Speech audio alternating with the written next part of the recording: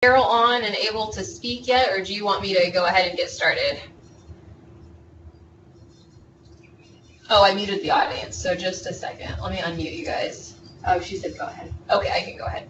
Okay, so first of all, we just want to say thank you for being here today. I know that it's kind of been a rough week with the passing of Anne, and we know that this organization is a tight group that we don't see a lot of change and turnover among the home sponsors, and so we know that you guys are all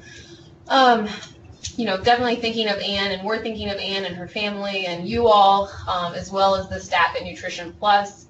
We just wanted to let everyone know that prior to Anne's passing, Emily was named the authorized representative Nutrition Plus, and she's going to carry on with that organization, and we'll be helping her closely as she transitions into that authorized representative position. And so just wanted to let you all know that we were thinking of you, and so I'm going to let Hannah take it over. All right, good morning, everyone. So today, just want to say welcome again. So our purpose today is to cover the administrative information you'll need to get the new program year off to a good start. So the objectives today, by the end of this training session, you will have the understanding of recent changes and program requirements, eliminate errors and audit findings which cost your sponsorship money, and perform your job with confidence. Feel free to ask a question at any time. Participants can complete an evaluation of the training at the end of the workshop using the SurveyMonkey link. We welcome your feedback and suggestions for improvement. In order to receive credit for participating in this webinar, watch until the end. At the end of the webinar, use the link provided to register your attendance. Sorry to interrupt. Valerie asked a question, are there any other notes other than the original outline? And that's a great question. I have uploaded the slides into the section so you can download them from Skype. If you're not able to do that, we know sometimes, especially if you're on a tablet, sometimes the download doesn't show up and you can't access it. So if you would like me to email those to you, you can type in your email address and I can work on getting those sent. If you're not, and I'll address if you're not getting audio because you're not going to be able to hear me. So I did want to quickly point out that we are not taking attendance because at the end of this webinar, you will register your attendance. Oh, I have it, sorry. Oh, okay. So in this training, we will be discussing program updates, civil rights, determining eligibility, program year 2020 certification, and announcements and resources.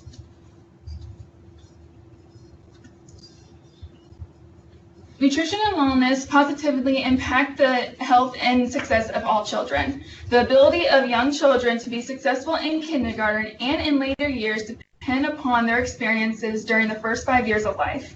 These early years set the stage for developing lifelong behaviors, habits, and values. KSDE recognizes the importance of early childhood education. Therefore, kindergarten readiness is one of the 5 outcomes the Board of Education is measuring. Students who participate in high-quality early learning programs consistently outperform their peers who do not. So let's start off with program updates and child nutrition programs. Let's look at some of the regulations as they relate to the meal pattern. The final rule requires that grains be credited using ounce equivalents instead of servings. This change ensures consistency in crediting and terminology used in school nutrition programs, the Dietary Guidelines of Americans, and MyPlate. Ounce equivalents ensures that CACFP grains components reflect current nutrition science. 1 ounce equivalent of grains is slightly more than the current serving size requirement for CACFP. But there is a proposed rule to delay the implementation of grain ounce equivalents. The proposed rule would delay the implementation from October 1st, 2019 to October 1st, 2021. So comments are being accepted now through July 31st, 2019. So we encourage you as sponsors, consider commenting through the federal e-rulemaking portal that is on the slide, and this will also be sent to you after the webinar. So we do encourage you to comment because they're not getting a lot of comments right now, and the comments that they do have are kind of 50-50, saying that they do want the implementation early and others do not. So KSDE is doing another round of Grains 101's trainings. There will be a total of 5 in-person trainings starting in late August through September.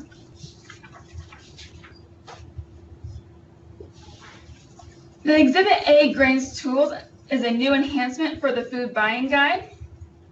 This new tool will allow users to search their grain products using, or as it's listed in Exhibit A, and enter in the serving size as listed on the product label. The tool will determine the ounce equivalents of grains for that grain product. This tool also has the capability to determine the number of servings a program needs to serve to obtain a specific meal pattern contribution. KSDE will no longer be maintaining the calculation guide. The food buying guide is continuously updating, which makes it really impossible for us to keep updating our calculation guide. So sponsors are encouraged to use the food buying guide. Okay, so let's move on to feeding infants. Feeding infants in the CACFP guide is a training tool for CACFP operators with infants enrolled in their child care site. The guide was recently updated to reflect updated CACFP meal pattern requirements and evidence-based research. It covers topics such as infant meal pattern, developmental readiness, hunger and fullness signs, handling and storing breast milk and infant formula, solid foods, what is credible in the meal pattern, and much more. Find parent communication tools, child care provider handouts, practice scenarios, and check your knowledge questions in this guide as well.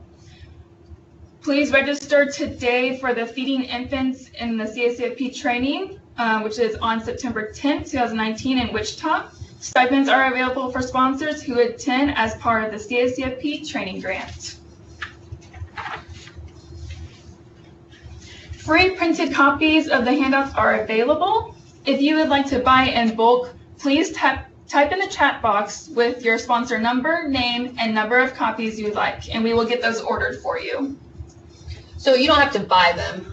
It's a free, like the infant feeding guide is free. So it's through Team Nutrition, and you know that you can only order 1 copy. And so if you would like copies for your providers, if you want to type in the chat box your sponsor name, sponsor number, and the number of copies you'd want, Emily's going to put in a request for each of you if you want to, and then those will be shipped directly to you.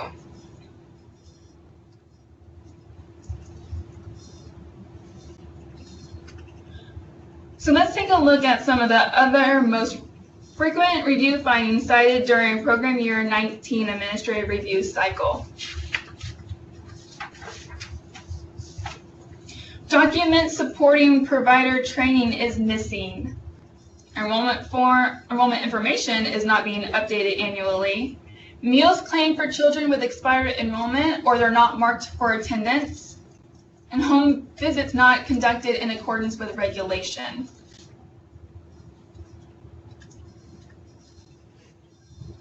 Serious deficiency procedures are not being followed.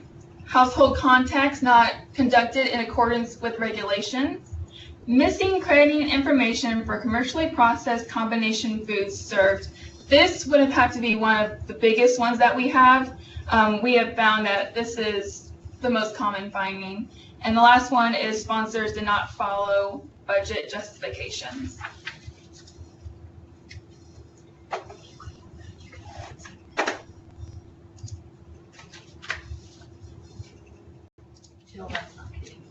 Oh, it's not. Okay. One of the most common review findings that have been identified the past year relates to record-keeping requirements as it relates to whole grain cereals and yogurt.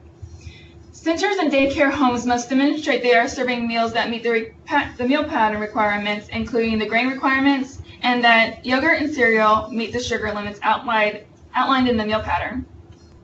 Centers and daycare homes must keep current whole grain cereal and yogurt labels for the previous and current month of menus. Now, this is different from CN labels that must be kept for 3 years, past 3 years, plus the current year.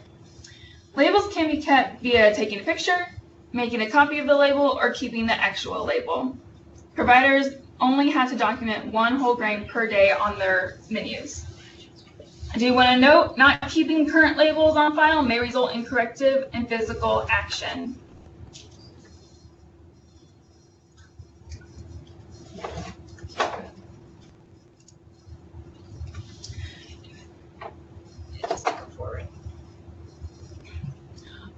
One of the frequent review findings that we just highlighted is the requirement that providers must provide information on the importance of benefits of WIC and the parents and guardians of enrolled children. Providers can meet this requirement by posting the WIC program fact sheet in the facility, making WIC brochures available, and posting a link in the WIC webpage on the sponsor's website. Facebook page, newsletters, parent handbook, or providing the families upon initial enrollment. Sponsors can help their providers by providing these materials to them.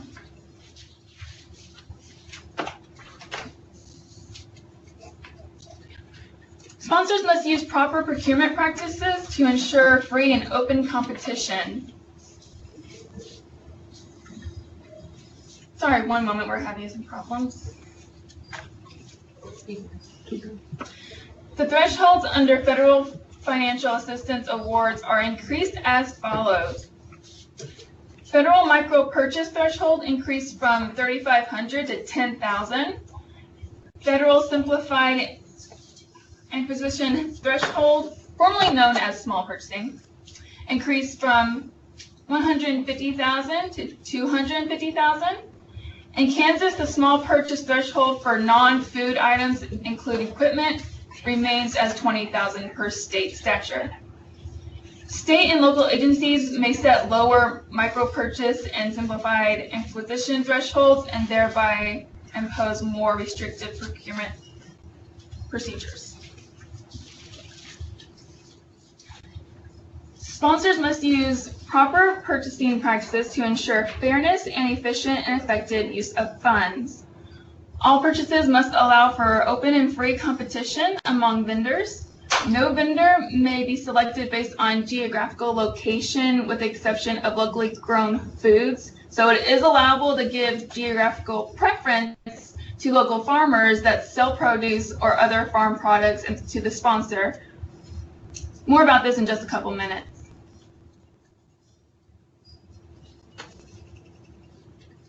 A procurement plan or policy can be valuable for 2 reasons. 1, it can serve to clarify the purchasing practice of an organization for the benefit of everyone involved. Secondly, it can provide employees to use the appropriate method of purchasing for each category of items. And it is federal law as found in section 200.138 in the Uniform Grant Guidance.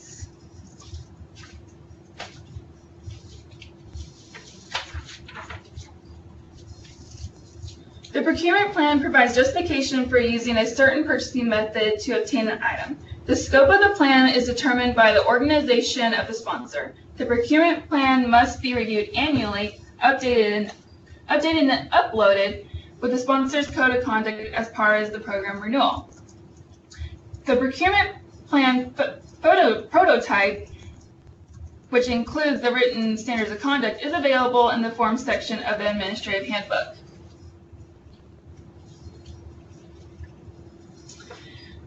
So question, can annual enrollment be completed through an online system? Sponsors are required to competitively procure this service. Things to think about when using a system to complete enrollment electronically. Ensure that all required enrollment elements are captured. What happens if the required field is not completed? How does the system handle racial and ethnic data? Does the organization have a policy to accept electronic signatures?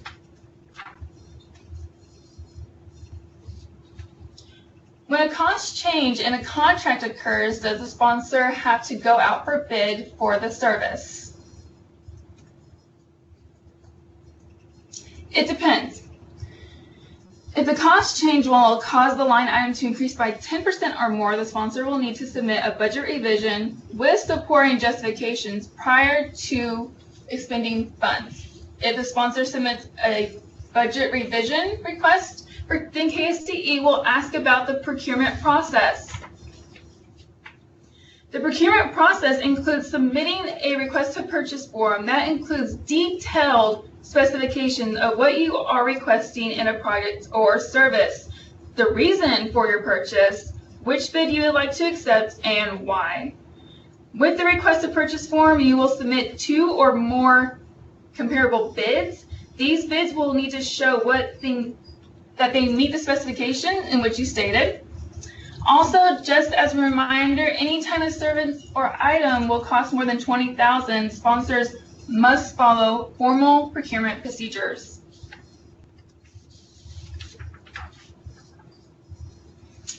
So we do have some information about income eligibility forms. Beginning July 1st, centers started using a newly updated income eligibility form. One of the features on the updated form is the new form will not be issued by KSDE each July moving forward. As you will see, there is no longer a date at the top of the form. It is still a requirement that families complete a form annually. During the August Home Sponsor Conference call, we would like to discuss whether home sponsors would like to see a similar format for home providers and families. So we encourage you to download it, and we'll discuss it in August.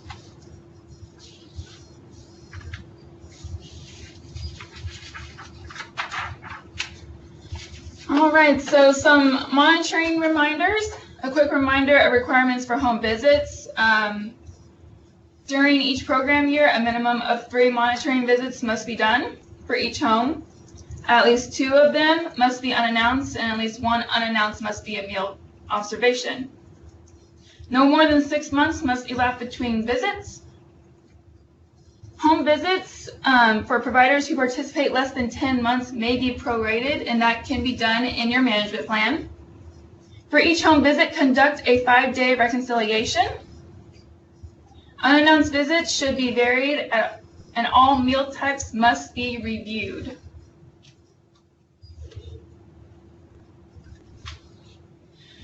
As part of every review, as part of every review of the daycare home or sponsored center, the monitor must reconcile and ensure consistency of 3 crucial elements: enrollment, attendance, and meal counts for a 5-day period. If the data are consistent, it is also likely that the daycare home and center is completing accurate enrollment, attendance records, and correctly reporting the number of meals served each day. If the data is not consistent, the monitor must try to determine the reason for the discrepancies and any corrective action that would be needed. The monitor must also determine whether any meal should be disallowed or an overclaim should be established. Meals should not be disallowed if there is a reasonable explanation for the inconsistency. Reminders for the series sufficiency process. Please use the SD template letters located on CanClaim. Ensure dates are consistent throughout the letter. Provide at least 15 days for the provider to appeal. Terminate date cannot be a past date. If emailing an SD letter to a provider, request a read receipt. If provider does not respond, please send by certified mail. So that is something a little bit different. I don't know that we've actually talked about that during a home sponsor call, is that if your email has the capability to send emails with a read receipt, you can go ahead and send your SD letters to your providers with that read receipt.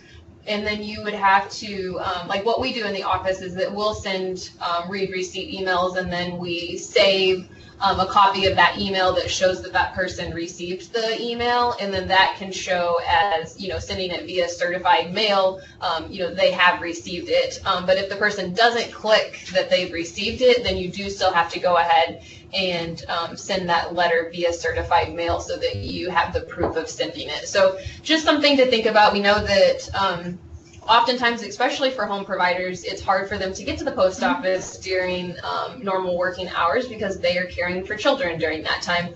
And so this is another option for you if you want to use that. Jill, can you quickly distinguish between received and read, because there's two different settings? Sure. So in Outlook, which is what we use, is that you can ask for a read receipt. So that means that they have actually opened the email and read it. But then received just means that it was delivered, and that's not the same as read. So we want them to do the read receipt. And if your email doesn't have that capability, you can continue to send it via certified mail. That's fine. If you have an instance where you send it via email, they don't check the read receipt, then would you need to change the dates before you send it via mail? I think that kind of depends a little bit on how much of a lapse it is. If it's a day lapse that, hey, you haven't gotten a read receipt in 24 hours, as long as they still have that 15 days to appeal, you wouldn't need to change the dates. But if it's a week later, then you would need to maybe consider changing those dates.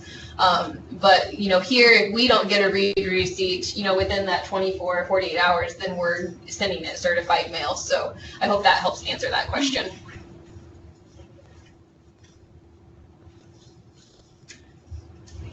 So when KDHE issues an emergency order of suspension and sponsors are notified, sponsors must use the Notice of Serious Deficiency, Suspension, and Proposed Termination and Disqualification for Providers Combined Notice for Imminent Threat to Health and Safety template letter located in CanClaim. Sponsors must also write and send the notice ASAP after receiving the notice from KDHE Emergency Suspension. So these cannot, be delayed. As soon as you get the email from us, you have got to send this letter to the provider, notifying them that they are seriously deficient and they are being terminated and disqualified from the program.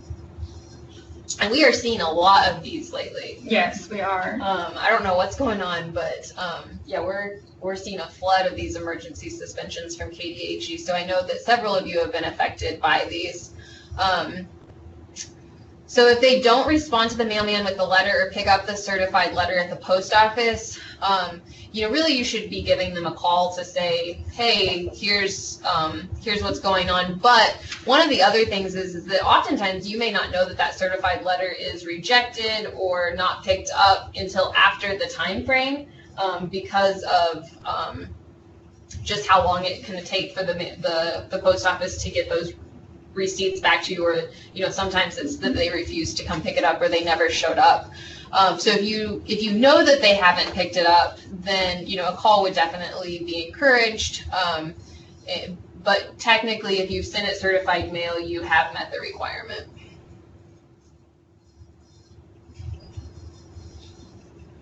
So I know that we're having some issues with Skype. We are trying to record this right now, so we're hoping that we'll be able to make that available to everyone afterwards. We, of course, will send the slides out as well. I've only gotten a few emails of people that wanted the slides so far, and if you've sent those, I have sent that on. It is something that, we're going to continue to use Skype, and if you are having issues with it, we'd be happy to work with you offline between the, before the next home sponsor call to see if we can help you figure out maybe what's going on, but we are trying to record it so that it'll be available. USDA has requested comments on a number of questions they have posed in a request for information. the SD process in CACFP. USDA has received minimum comments at this time, and we highly encourage individuals and U.S. sponsors to comment by August 15, 2019, so we can hopefully get some more information regarding the SD process. So we had prepared some polls, and I put them in, I think when I was traveling down the interstate coming back from St. Louis, and they are no longer there. So we're going to do these a little bit differently. Let's see. So the question is that once a sponsor receives notice of an emergency order of suspension, what should a sponsor do? Should you, A, issue a notice of SD for the provider within a week? 2, feel bad for the kids in the situation? 3, issue a notice of SD, suspension, and proposed termination and disqualification, combined notice for imminent threat to health and safety immediately? Or D, wait to see what the investigation reveals? So if you can see the polls on the slide, put in, you can vote that way, or you could type it into the chat box. I see that people are typing it in right now. Yes. So you are going to issue that notice of SD, suspension, and proposed termination and disqualification. So the next one, in the notice of proposed termination and disqualification, you stated that the effective date for the termination and disqualification was going to be August 15th of 2019. The provider does not appeal, and on 8/17 of 19, you write the notice of termination and disqualification for providers. What date should you put as the effective termination and disqualification date? Would it be 8/15 of 19, or would it be 8/17 of 19? So when you wrote that proposed terminate and disqualify, you stated that the effective date was going to be 8/15. But then when you write the letter, it's 8/17. So should you put the effective termination disqualification date as 8/15 or 8/17? This is, I think, confusing when I write SD letters too for and so this is sometimes one of the things that we ask you to change, and you guys are all getting it right here in the chat box. So 8/17 is going to be correct. So even if you are proposing that it's 8/15, if you don't write the letter till 8/17, then you can't do a retroactive termination. So you would make that effective 8/17. So great job. Okay, we're going to go back to the slides here.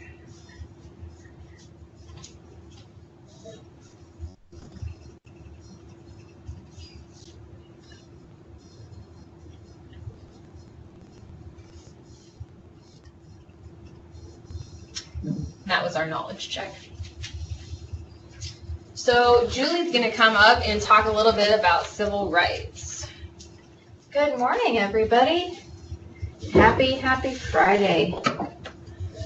All right, so I'm going to run through our annual civil rights training that's a requirement for each year. So the purpose of civil rights training is to inform, train, and educate child nutrition program staff regarding USDA child nutrition requirements and increase awareness of resources and information available to assist in carrying out civil rights responsibilities. Schools and institutions receiving federal funds must follow civil rights regulations and policies. The Food and Nutrition Service Instruction 113-1 is the federal regulation governing civil rights in the child nutrition programs. Civil rights are the non-political rights of a citizen. The rights of personal liberty are guaranteed to United States citizens by the 13th and 14th Amendments to the United States Constitution and the Acts of Congress. Child nutrition programs have always been available to all participants on an equal opportunity basis. Discrimination is defined as the act of distinguishing one person or a group of persons from others, either intentionally, by neglect, or by the effect of actions or lack of actions based on their protected classes. All participants must be treated in the same manner, with respect and dignity. In 1983, the United States Department of Justice issued civil rights compliance requirements for all federal agencies. Federal law prohibits discrimination based on 6 protected classes. This means that services are available and that child nutrition program meals and snacks are served to all eligible participants regardless of race, color, national origin, age, sex, or disability. All programs need to inform parents or guardians, as well as local minority organizations, about program benefits, eligibility requirements, program services, the location, as well as the hours of operation. The program must adopt a policy on non-discrimination and develop a procedure for filing a complaint. In addition, materials must be provided in the appropriate translations as needed. All programs must prominently display USDA's non-discrimination and justice for all poster within their establishments where services and benefits are delivered, so that participants and potential participants have ready access in places such as in cafeterias, entrances to facilities, or main offices.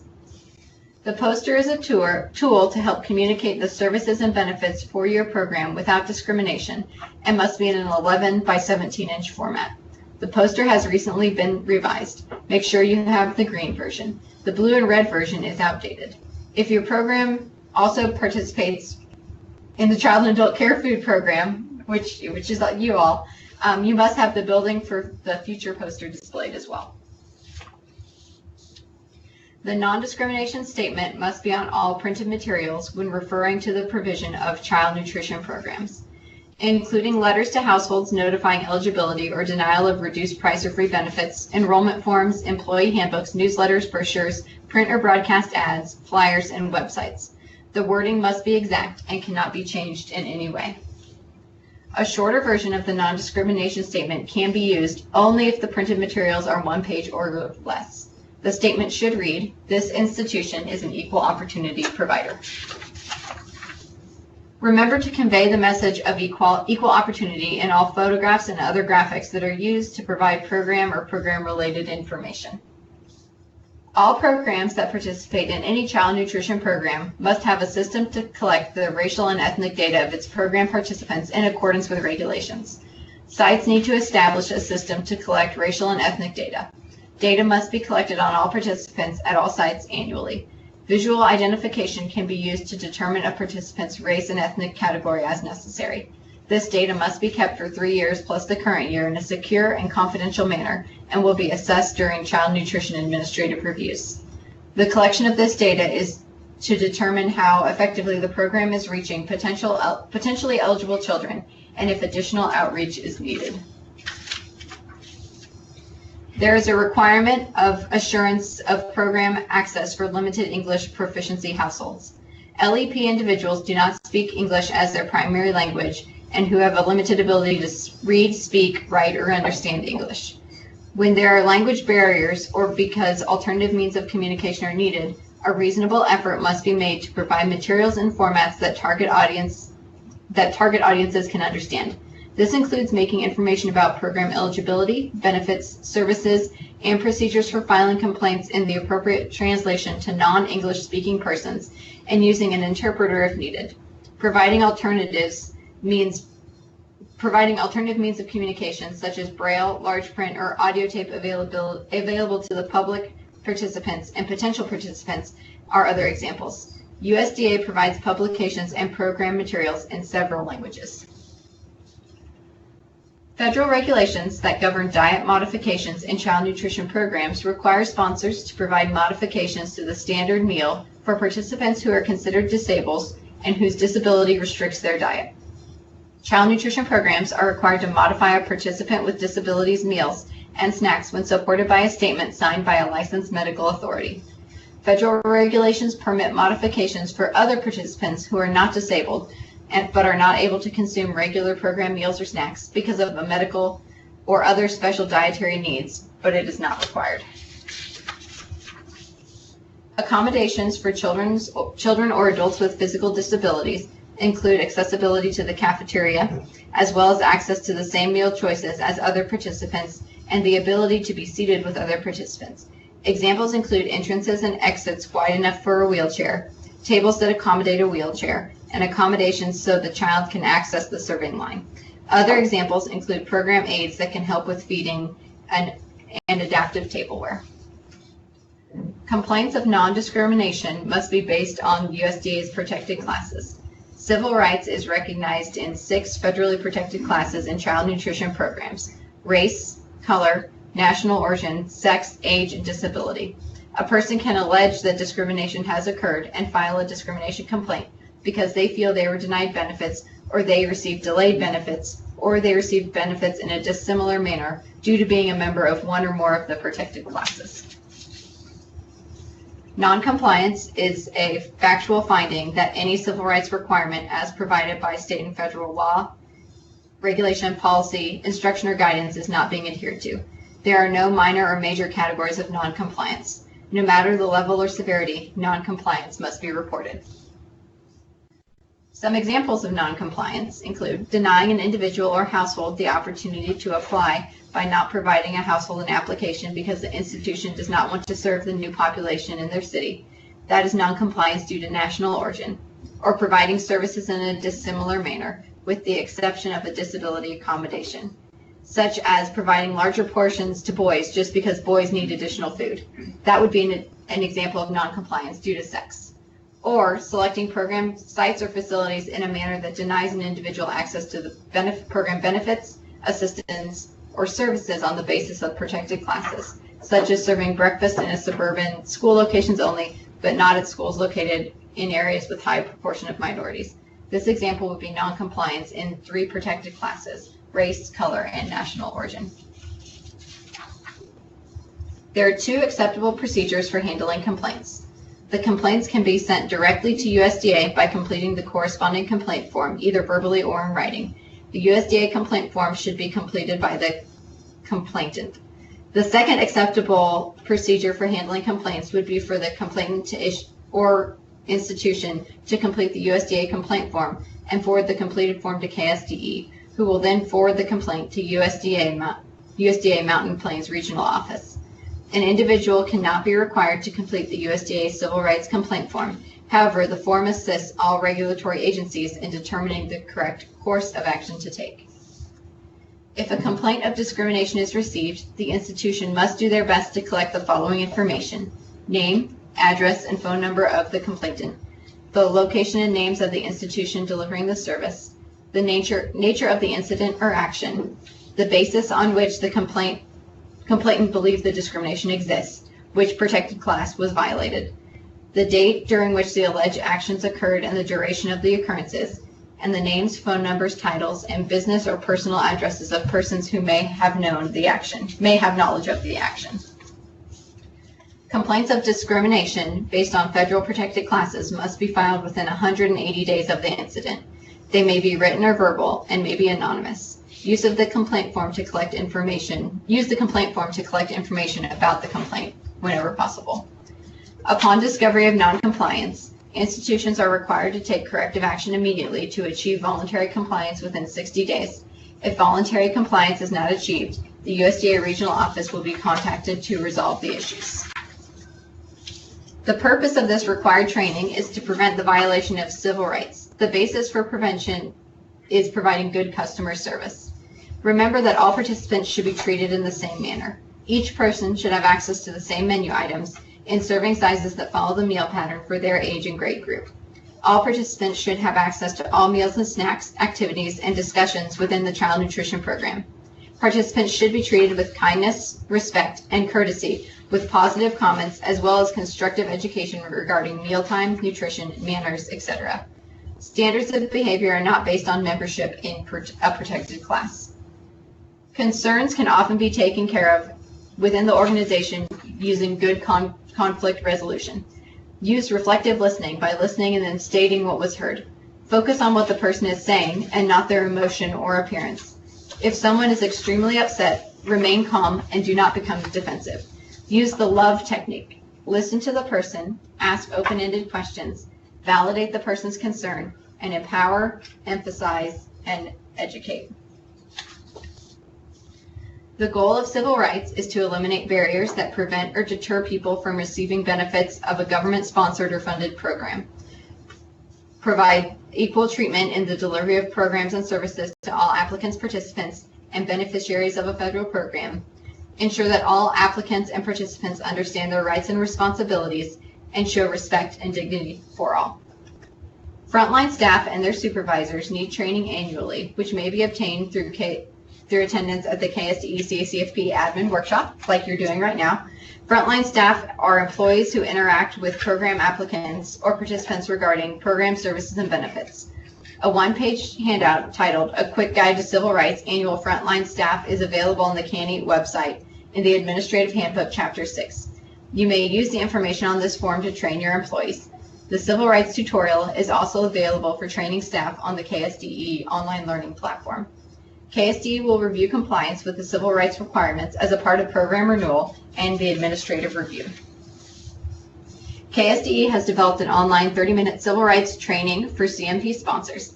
The training is located in the KSDE training portal under Child Nutrition Programs, General Information.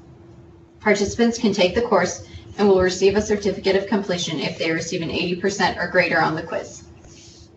Remember, the USDA non-discrimination statement must be on all program materials. The updated version of the non-discrimination statement can be found on canny.org. And now we're going to move ahead with meal modifications, which is Laura.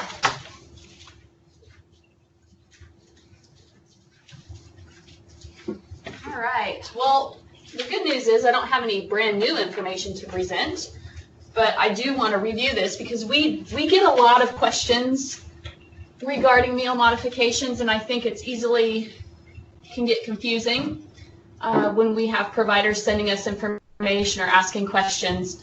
So the first thing that we're going to do is look at a little flow chart here. And so this is from really the perspective of the provider now. Kind of these next slides are going to be talking about what providers need to do. And so this is really good information that if you have not trained your providers on this, you probably do, because you need to train them on this, because these situations are going to come up. So this little flow chart here, we've had this out before, so you probably have seen this before. So really the first question that we need to ask when we're looking at any kind of meal substitution is, can that substitution be made within the program meal pattern? Which means, is it a creditable substitution? Does it meet meal pattern requirements, whatever the substitution is? And if the answer to that is yes, then the provider would work with the parent, determine what the best substitution would be, and then they would make that substitution within the meal pattern. Basically, the two arms breaking off of yes, let's see, are kind of the same thing. I mean, basically the whole idea is that the provider is working with the parent to find out what the most appropriate substitution would be, what needs to be omitted, what's appropriate to substitute. And if it is creditable, then they can do so without any other meal modification forms or any other documentation.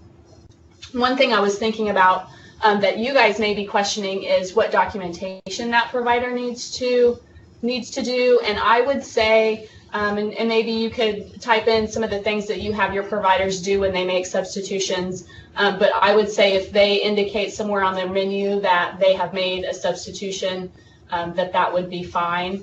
I don't know that we need a whole lot of documentation, especially if it is within that meal pattern, if it's a substitution that meets credibility.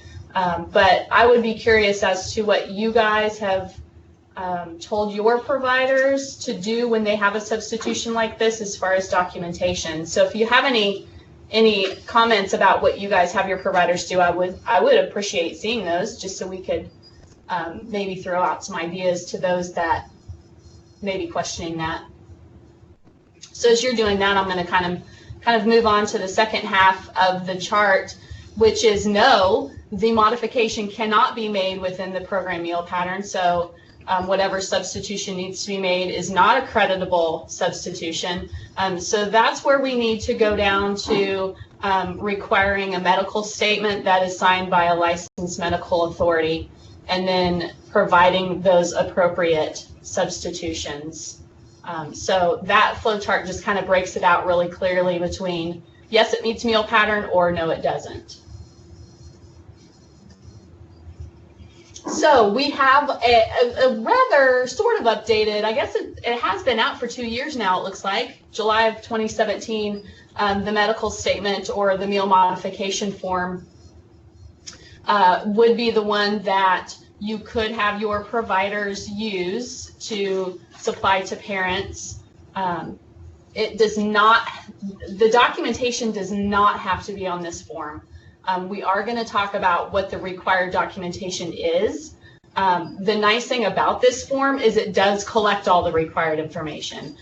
So if providers are confused about what exactly needs to be on the medical statement, the easy answer is just to have them do this form. But I want to make it clear that this form is not required.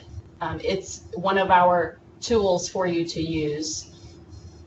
One thing that distinguishes this form from the one that we used previously is that it does not have the question that distinguishes between disability and non-disability. So that's one thing that has been kind of streamlined as far as not having to have the medical authority make that distinction between disability and non-disability. So let's talk about what is required on the medical statement. So if you have a provider that collects information from a medical authority, but it's not on that form, you as the sponsor need to make sure that the correct information was collected. And so that's there's 3 pieces here, so that's what you see on your screen. So basically the first piece of information is basically what is the what's the issue going on that requires the meal substitution. Is it a physical impairment? Is it an allergy? What is it? What's the reasoning behind the meal substitution and how it restricts their diet? Then the second piece that we need to know is what must be done to accommodate that that first part. What needs to be done? What needs to be substituted? If it's a gluten allergy, which we're seeing more of, it would be like the elimination of gluten from the diet. Or if it's a milk allergy or some sort of allergy, what needs to be taken out of the diet. So basically it's what needs to be omitted. The third part could include what's omitted, but also what's recommended to substitute. So really the idea is that the medical authority is going to say what's going on, why the child needs the substitution, what needs to be omitted, and what should be substituted in place of that particular food, or how that food would be changed in order for the child to appropriately receive the food. Questions about that? Feel free to type in questions. I feel like you guys are being awfully quiet on your end, so feel free to ask questions. But these are the pieces of information that need to be collected from the medical authority. So if you get information back from a provider, or a provider gets information back from a parent, this would be the first place to start, is teaching your providers what to look for. What happens if you have missing information?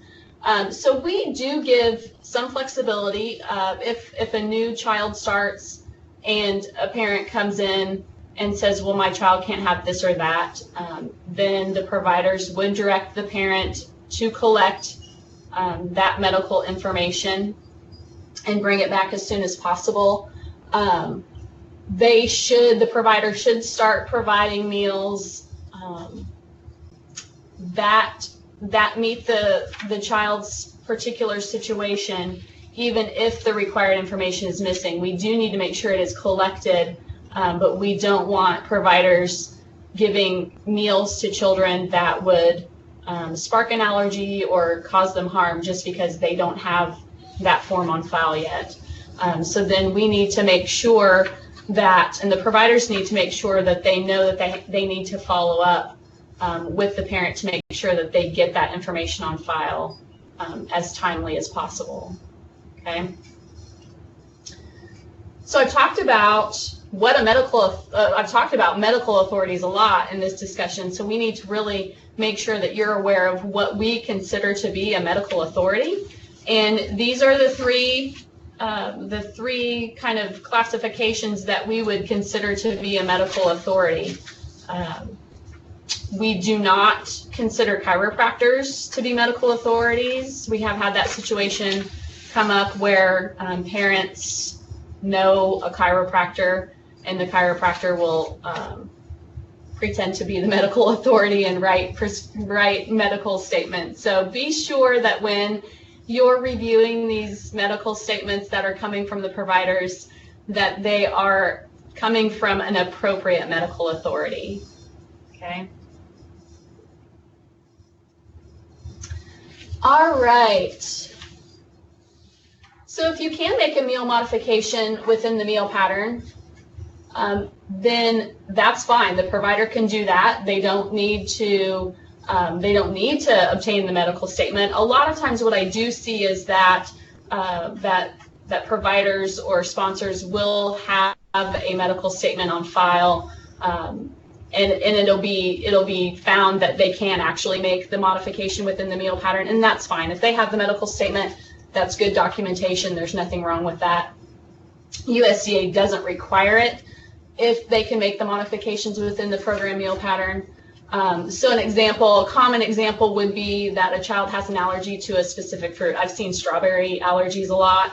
If the provider can just substitute another fruit or vegetable in for that meal, then that is fine. That is reimbursable without a meal modification. So we get these questions a lot too when we have parents who just have a lifestyle preference for their child. Maybe their child want their child to have a vegetarian diet, or they have a religious preference that they don't want certain foods to be served to their children. So these may be done within the meal pattern by the provider. It is not required of the provider that they do these. That's the difference between it being a medical meal modification because of an allergy or some sort of a medical condition. That is required of the provider if they have that documentation. But when it's a food or lifestyle preference, the providers can choose whether they're going to do that modification or not. So there's a couple things we need to think about when we're training providers on this. So again, if it's made within the meal pattern, they're not required to obtain a medical statement. If they're doing it because of, like I said, a vegetarian type of meal or a religious reason where you're substituting meats or anything like that, they can be reimbursed if they follow the standards, the meal pattern standards. The thing we have to be careful about too is that there is that rule where a provider can only provide one component of the meal. No, the parent can only provide one component of the meal in order for that provider to claim that meal for reimbursement. So if the provider is choosing to have the parent provide the substitutions in this case, if the parent is going to be providing more than one component of that meal, then that meal no longer becomes reimbursable. So that's something that providers really need to understand, is that they're not required to make those substitutions in a lifestyle preference situation, but if they're going to have the parent provide those components, they're limited to only providing one component of that meal. Okay. All right, so now we go over into the probably more common modifications, which is for cow's milk. And this is where it can really also be quite confusing. We do have the criteria for non-dairy beverages. USDA has set certain nutritional criteria that certain beverages, a non-dairy beverage, if they meet the criteria, it's basically the nutritional profile of milk. So if they meet that nutritional profile, then they can be considered creditable milk substitution, and then you would not have to have the provider provide a meal modification or the parent provide a meal modification. the criteria is here on the chart. We used to give a list of substitutions, but since we can no longer give out names of products, what we can do is we can give you the criteria. And so providers would need to be trained on looking at this criteria. If a parent is wanting a particular non-dairy beverage for their child, the provider would need to look at that nutrition label and compare that to the criteria. Now, I will say that the number one thing I see that throws out the non-dairy beverages for meeting the criteria is the protein. Many times the protein on those non-dairy substitutes are lower than the 8 grams per cup. So that's one thing that that you can look at first of all, is does it meet the protein requirements? As always, if you have questions about whether or not a specific product is going to meet the criteria as a non-dairy beverage, send those on to us. We can look at the criteria and let you know. So don't hesitate to ask questions, but make sure that your providers know that not every, you can't just say across the board soy milks meet requirements, because not every soy milk meets the nutritional criteria. So make sure that providers know that if a parent requests a specific non-dairy beverage, that they need to look at that nutritional profile to make sure that it meets the criteria. If it does not meet the criteria, then we would need to have a medical statement on file from the doctor in order for that meal to be reimbursable. Okay. All right, so here's a question. If a parent requests that a child is served lactose-free milk, is a medical statement required? So I get this question a lot about lactose-free milk. And lactose-free milk is actually cow's milk and contains the same nutrients as cow's milk does. So in the case of lactose-free milk, it does not require a medical statement. We need to make sure that that when we're doing any kind of substitution other than our cow's milk, that we are still following the milk guidelines, which means the fat content and the whole idea of being unflavored if you're serving it to a child under the age of 6. So that's something to be watching for with providers as well. Is a lot of I'm kind of going back to the soy milk issue, because it's something that I see a lot, is that they'll get the vanilla soy milk thinking that, well, it's white milk, but no, that's actually a flavored milk. And so if you're doing a lactose-free milk, or if you're doing if a provider is serving a creditable soy milk, it does have to be the unflavored version of that milk. So that's just something to look for. All right, so we have a parent that asks for almond milk. That's pretty common. I see that a lot. Is a medical statement required for almond milk? Well, what we have found is that there are no almond milks that meet the nutritional criteria that has been outlined by USDA. So yes, in order to serve almond milk, a provider would need to have that medical statement signed by a medical authority if they're going to claim reimbursement for that meal. Okay, so that is a big part of it, is if they're serving those things and they don't have a medical statement, they just need to make sure that they're not claiming those meals for reimbursement. Okay, so that is the big thing, is in order to receive reimbursement, this is what needs to happen. Okay, and then we have a parent requests that a child is served soy milk. So another common one is a medical statement required, and I think you guys all should have caught on by now that really with soy milks, it depends. If it meets the nutritional requirements that have been outlined, then no. If it's equivalent to milk, then it can be made within the meal pattern, and the provider can serve that milk and claim it for reimbursement. However, if it's one of the soy milks that is not nutritionally equivalent, then a medical statement would be required, or the provider should not claim that meal for reimbursement. Okay, so that was a review with meal modification forms. Just real quickly, and we're still, keep in mind, we're still within the civil rights section of the training. This all falls under civil rights.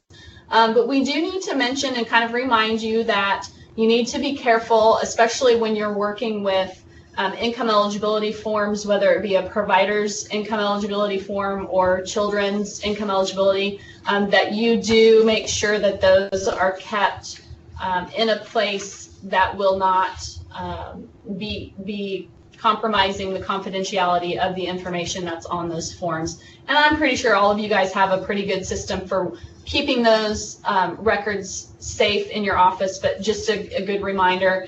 And also the idea of disclosing information. I know we asked that question, I think, on the sponsor application, if you have a policy to not disclose. Hopefully you all have a policy about disclosure. You are allowed to disclose CACFP eligibility information to other child nutrition sponsors. However, a lot of our sponsors have just made their policy that they don't disclose anything.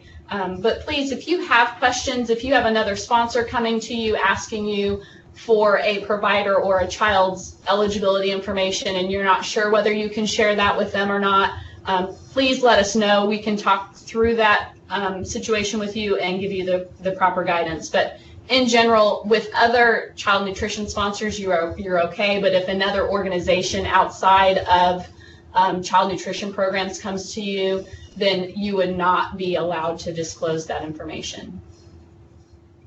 All right, and lastly, every year we do want to give you a review of your sponsor appeal rights. And so usually this is going to happen after either an administrative review, or if you receive a KSDE audit, and if there are financial changes as a result of the review, you do have appeal rights. That is your right as a sponsor to appeal and to have those changes reviewed by someone other than your consultant or the people that are directly working with you. And so you just need to be aware of what the process is. When you get the notification of the financial adjustment, you have 15 days to say whether or not you want to appeal, and that does have to be in writing. That can be through an email. But the first 15 days is basically just to say, yes, we want to appeal, and what you are appealing. If you're appealing specifically what financial change you're appealing. And you have the option, if you want to do a written appeal or if you want a hearing. You are afforded the opportunity to have an in-person hearing, or you can just choose to submit your documentation. If you choose to submit your documentation, then at that point you have 30 days to submit your supporting documentation, and we will acknowledge the receipt of that. So I just want to make a note that when it comes to appeals, sponsors cannot appeal review findings, and you cannot appeal a corrective action plan. Really the only thing that you're appealing is if we're taking fiscal action against you as a sponsor, you have the right to appeal that.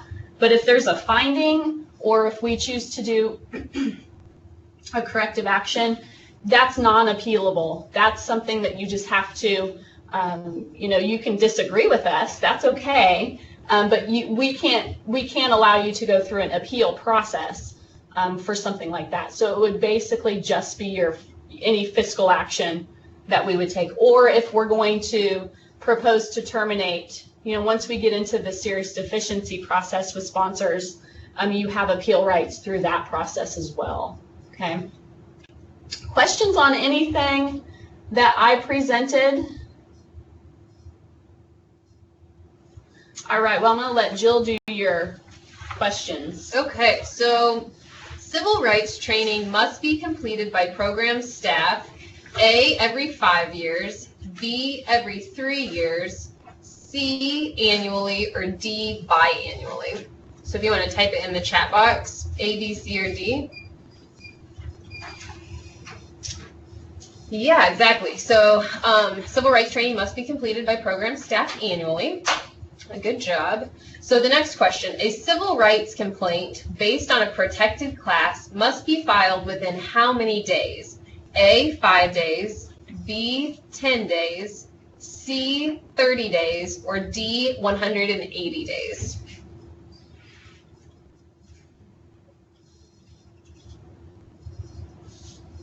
So how long do you have, how long does a person have to do a civil rights complaint?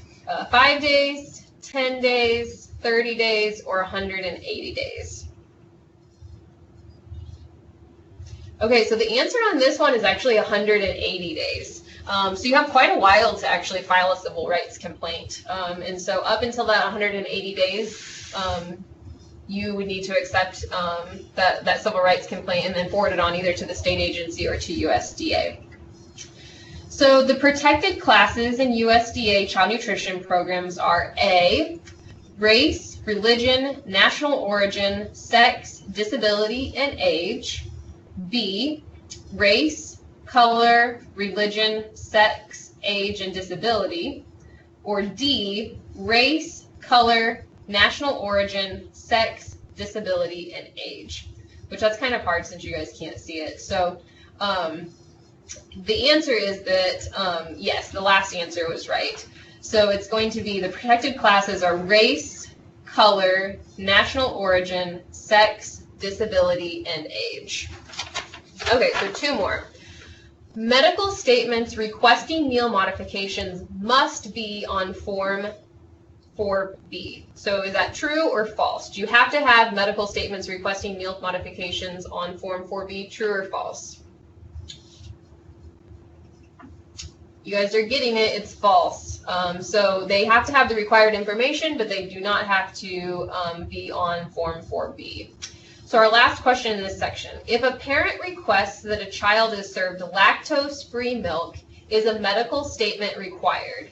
Yes, no, or it depends. So a parent requests that a child is served lactose-free milk, is a medical statement required?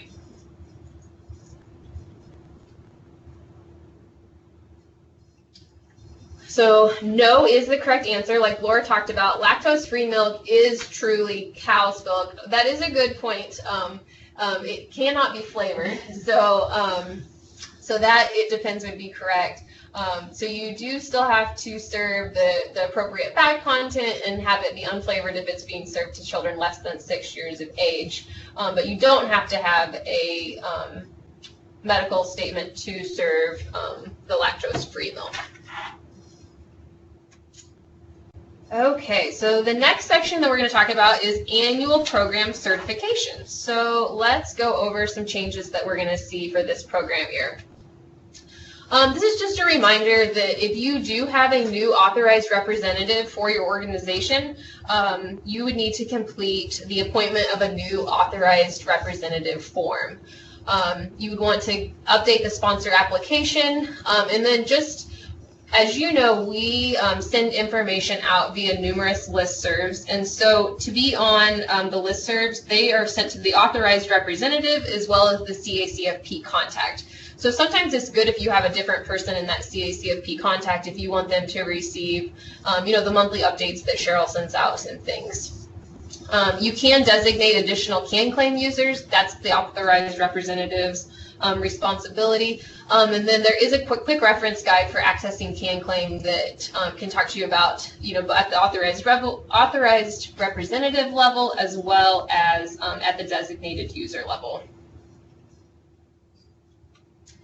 One other reminder is that authorized representatives have full responsibility for the login credentials, and they should not share their username or password.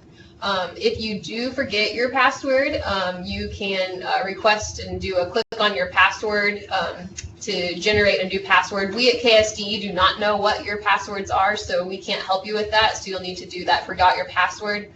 And then also, if you're a new authorized representative, you shouldn't use the old authorized representative's login and password. You should actually register for access in CAN-claim so that you have your own username and login. So annual program certification, it is coming up to that time again. We are going to be doing some annual certification webinars for centers. So if you sponsor centers, feel free to join us on August 1st at 1:30 or August 2nd at 9:30. This is our certification webinar for homes. So if you are only a home sponsor, then don't feel like you need to jump onto that center certification webinar. So we are hoping that program certification will be available in CANCLAIM on August 1st. That's our goal, and we've been working hard towards that. And for home sponsors, the certification deadline is going to be August 30th of 2019. There will be a quick reference guide that will have step-by-step information, and that should be released at the same time that program renewal is released as well. So just a reminder, August 30th, sponsors should have their certification packets in pending approval status within CANCLAIM. You guys are always really great about getting your information into CANCLAIM and completing program certification. But if you are not approved by October 31st, you would potentially lose that October reimbursement and be terminated from the CACFP. So it's important that you get that information in by August 30th so that we have time to review, ask questions, and get you an approved status. So a few changes with program certification or program certification updates. This year, sponsors are going to be required to sign and return a new program agreement. And you actually need to sign 2 original copies of the program agreement and send those in by mail to KSDE because we have to have that with original signature. You're going to include all pages of the agreement for both copies. You can access the program agreement. It will be available from a download on that checklist tab in CANCLAIM. One thing, we needed to change something in regards to the civil rights language that we identified in preparation for our ME last year. So that is the big change there. We are not changing the provider agreement. So you won't need to, you can continue to use the same provider agreement, but you as a sponsor will need to sign an updated program agreement. And remember to send 2 copies. So on the sponsor application, just a couple of updates were added. We added email fields for the following individuals that are in CANCLAIM. So executive director, board chairperson, and owner. So you'll only have to put it in an email if that applies to you. So for family daycare homes, you don't have owners, so you're not going to have to put an email address in there. There has been a question added that, are you currently purchasing any local foods in the CACFP? Well, we know that home sponsors are not actually purchasing local products, and so you're going to mark no on that question, and then you'll move on. There is a, if yes, then you can answer what foods, but since you're not purchasing local foods, that would be a no for you. So on the budget, this is probably where the most changes are at. As you know, we have been attending a lot of financial management training. It's been a high priority for USDA, and we've been learning a lot over the past couple of years. So we are going to talk a little bit about what some of those changes are going to be. You'll see on the budget a question about, are you requesting an administrative advance? Just a reminder that only new or expanding sponsors may request an advance. So if you don't fall into those categories, then you won't be able to request that advance. We have updated our wage salary form, and so I am going to show you a draft copy of that. And I'm going to pull that up here. Julie, do you think that, can you guys see? Okay, here we go. I need to present here. And then you need to minimize your screen. I need to minimize this. Okay. Is that what you said? Okay. Oh, yeah. Can you guys see? Yep. Okay, so here is our attempt at updating a wage salary form. And one thing that I want to note is that we are going to be taking away the, it used to be Schedule 8, staff members completing CACFP responsibilities. We've combined the information that we were collecting on that form into the wage salary form. And so we do want your feedback. We have a little bit of time if we would need to update this wage salary form before program certification goes out.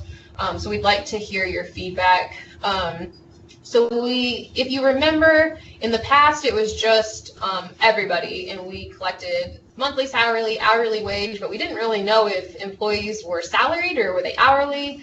And so this form should better capture some of the information that we need as we evaluate budgets and wage salary information.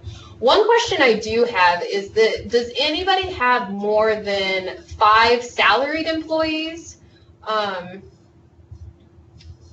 and more than 5 hourly employees? I want to make sure that we have enough lines in each of the sections. So if we need to expand any of those sections, if you want to type that in the chat box, that would be helpful. But you'll see that we're going to collect employee name, the job title.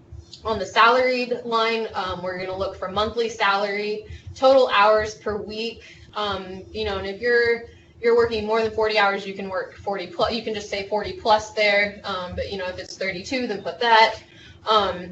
Total weeks per year that you're working.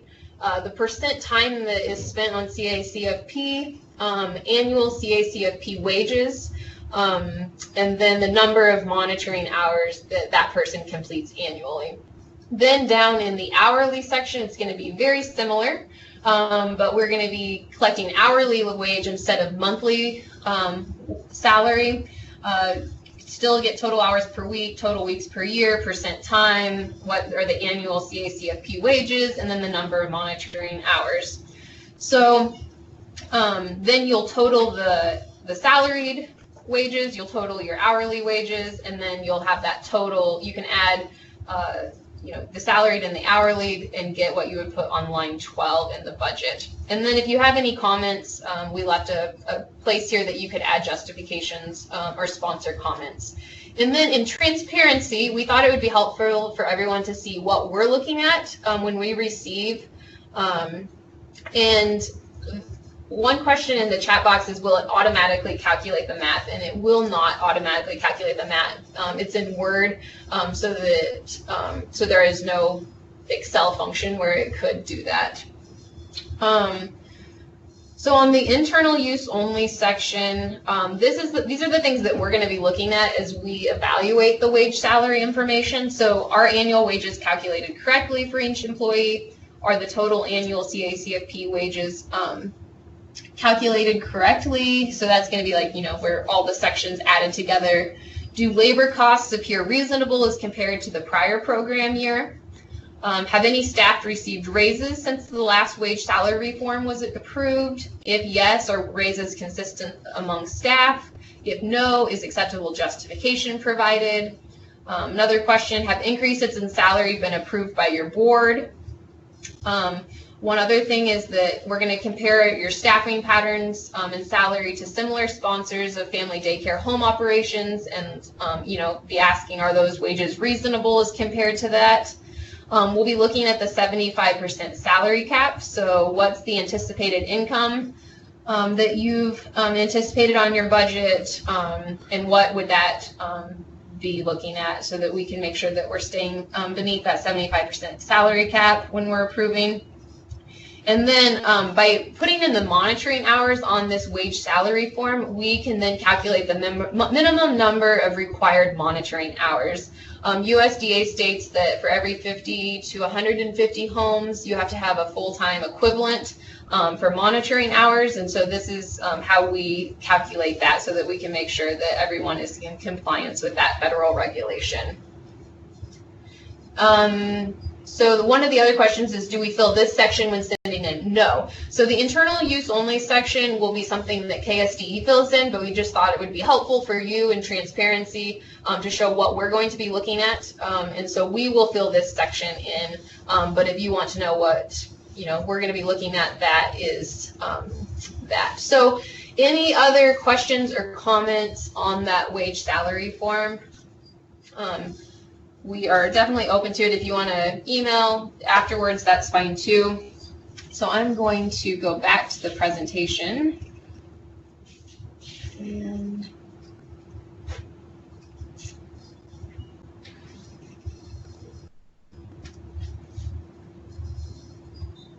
we'll let that get up there.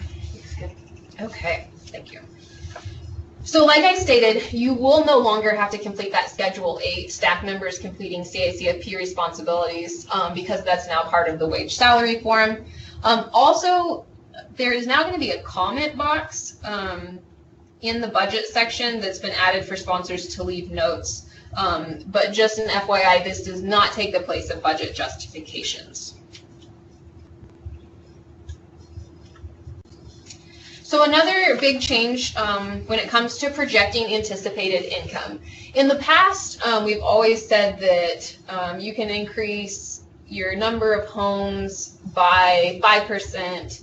If you wanted to go more than that, then you needed to have justification. I'm going to answer this question over here first because that's really related to this wage salary form. So the wage salary form does not include fringe benefits. You are correct. Is that something that you need to include here since it's in the 75% rule, or no?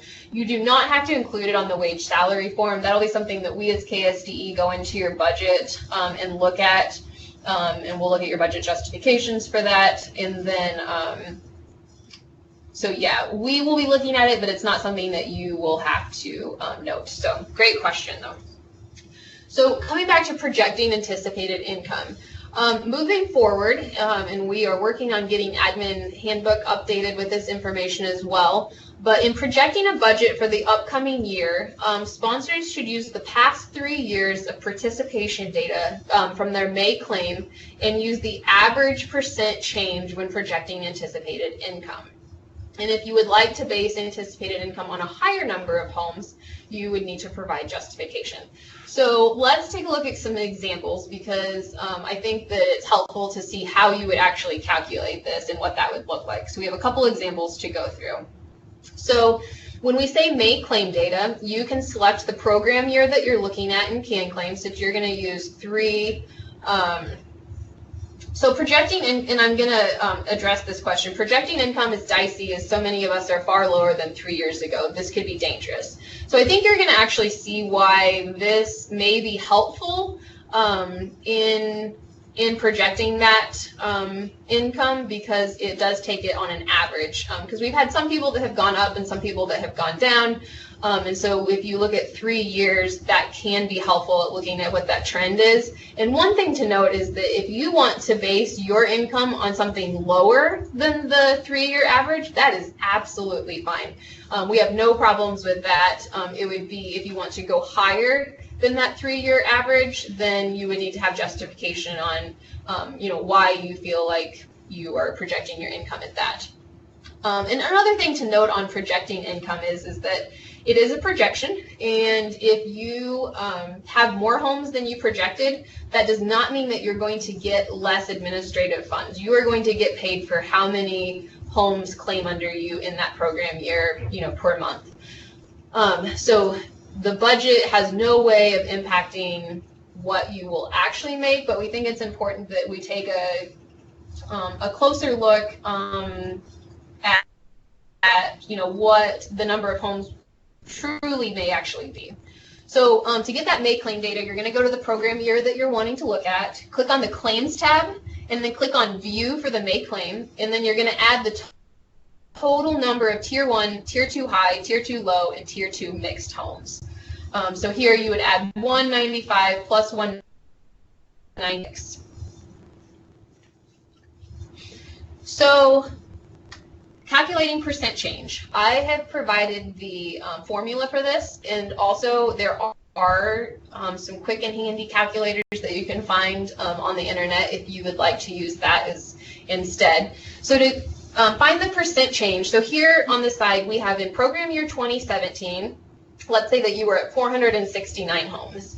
And then in program year 2018, you were at 443 homes. And then at program year 2019, you're at 391 homes. So you're going to calculate the percent change from program year 2017 to program year 18. So you're going to take that 443 homes minus the 469 homes divide it by 469, and that's going to give you a percent change of negative 5.54%. So then you need to find out the percent change from 2018 to 2019. So you're going to take 391 homes minus 443 homes, divide that by 443, and that's going to give you a negative 11.74%. So what's the average of those two? So you're going to take your negative 5.54 plus negative 11.74, which is going to give you negative 17.28, divide it by 2, and that's going to give you a negative 8.64% change. So that's the average change for that sponsor. So then you need to calculate the average net gain or losses of homes. So you're going to take that 391 homes from program year 19, times it by 0.0864, which is 8.64%. Is how you do the math on that. So you're going to need to subtract 34 homes from your program year 2020 budget. So you're going to take 391 homes minus 34 homes, and that's going to give you 357 homes that you would base your initial budget without sufficient justification of going more than that. So I hope that is helpful in how you will calculate that net gain and loss of homes. So let's look at another example. So in this example, in program year 17, they had 110 homes. In 2018, they went down to 97 homes. And then in program year 19, they went up to 125 homes. So you'll see in step 1 how you take the 97 minus 110 divided by 110, and you get a negative 11.81%. So then when you're calculating it between 18 and 19, where you had a gain in homes, you're going to take 125 homes minus 110 divided by 110, and then that's going to give you a positive 13.64%. So then to find that percent change, you're going to take the negative 11.81 plus your 13.64, which is actually going to give you a 1.83, divided by 2, and that's going to give you a 0.91% change. So then when you're basing your budget on that, you're going to take 125 homes from program year 19, multiply that by 0.0091, and that gives you the difference of 1 home.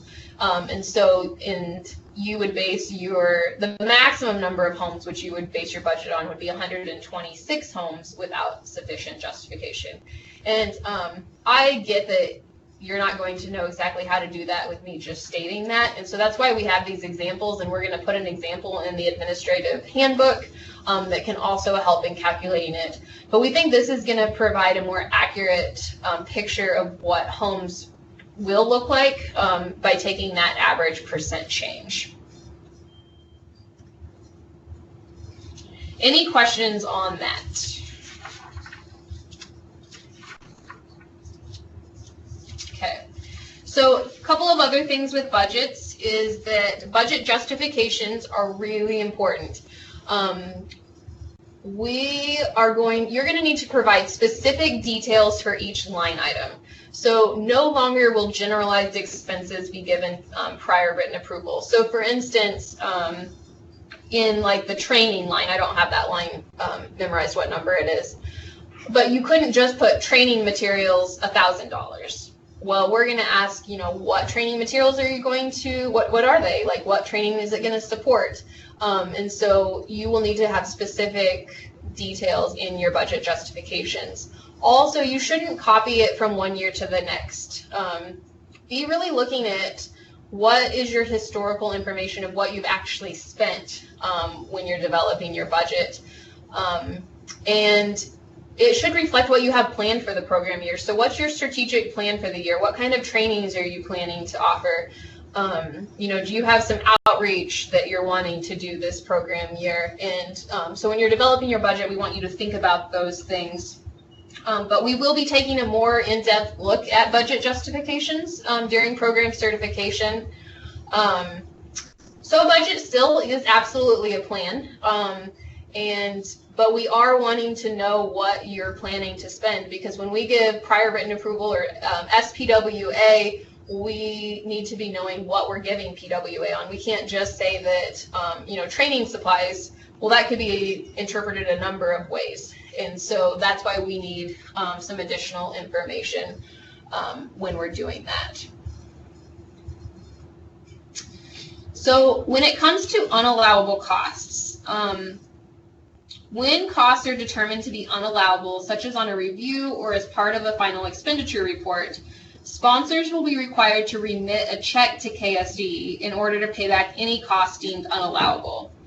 Just a couple of notes regarding this. CACFP administrative funds cannot be used to pay unallowable costs, and sponsors' accounting records must segregate, account for, and identify all unallowable costs and show that unallowable costs are not being paid with CACFP administrative funds.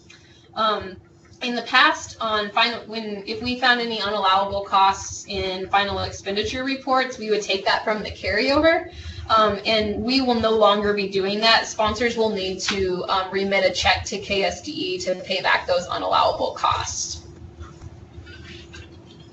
Okay, so would you need to know pins? How would it be okay to say pins? And would you need to know how many? So in this case, then, we would want to know what the cost of the pen is. So, it would be like, are you going to buy 200 pens? You're expecting it to be around $1 a piece or 50 cents a piece. So yeah, we would want more detail than just pens at $200, because it wouldn't be, if you're thinking about VCA, if you have a $5 pen, well, that I wouldn't consider to be an allowable cost. But if you had a 25-cent or a 50-cent pen, then that would be potentially allowable. So that's why we need a little bit more information when we're going in and approving budgets. And, we're not asking for anything that we're not doing as well. When we write grant budgets, we have to detail, exactly what it is that we want to purchase and the approximate cost. And, that doesn't mean that you can't adjust your budget or ask for a budget revision request. That's absolutely allowable. But, what are the plans for those administrative costs? Also, just another note that sponsors should allow for sufficient time for approval of budget revision requests, as well as requests to purchase or lease. The administrative handbook, we're actually revising it. Right now, the administrative handbook says that you should give KSDE a minimum of 3 weeks prior to needing approval for these items. But we think that that's a little bit much, and so you should give consultants a minimum of 2 weeks prior to needing approval for any requests for a budget revision or a request to purchase or lease. Now, we know that emergencies happen, so if you have a request to purchase for an emergency situation, please indicate so in the request and be sure that you are addressing that to the child nutrition consultant as well as C&W leadership, so that we can make sure that it's taken care of in a quick manner, quick turnaround if it is that emergency situation. Like, for instance, if you have a computer that dies and you need to take it to the computer repair shop, we're not going to expect you to wait 2 weeks to get approval to do that. So let us know what's going on so that we can, get you approval really quickly on those situations. So a couple of knowledge checks. So here it is. Your computer crashes and you take it to the repair store to get it fixed. The next day you request SPWA for the repair cost you incurred the day prior. Would this cost be allowable? No, yes, or it depends. Right, so no. SPWA must be requested prior to incurring the cost. In emergency situations like this, be sure to indicate in your subject line so KSDE can approve your SPWA request as soon as possible. So what should you do if an item that you requested SPWA for ends up being slightly more than the amount you requested SPWA for? Maybe you didn't account for, like, the taxes were a little bit higher than you thought they were going to be. Should you hope that no one notices, purchase the item and then ask for permission afterwards, or email the child nutrition consultant asking for SPWA for the updated amount prior to purchase?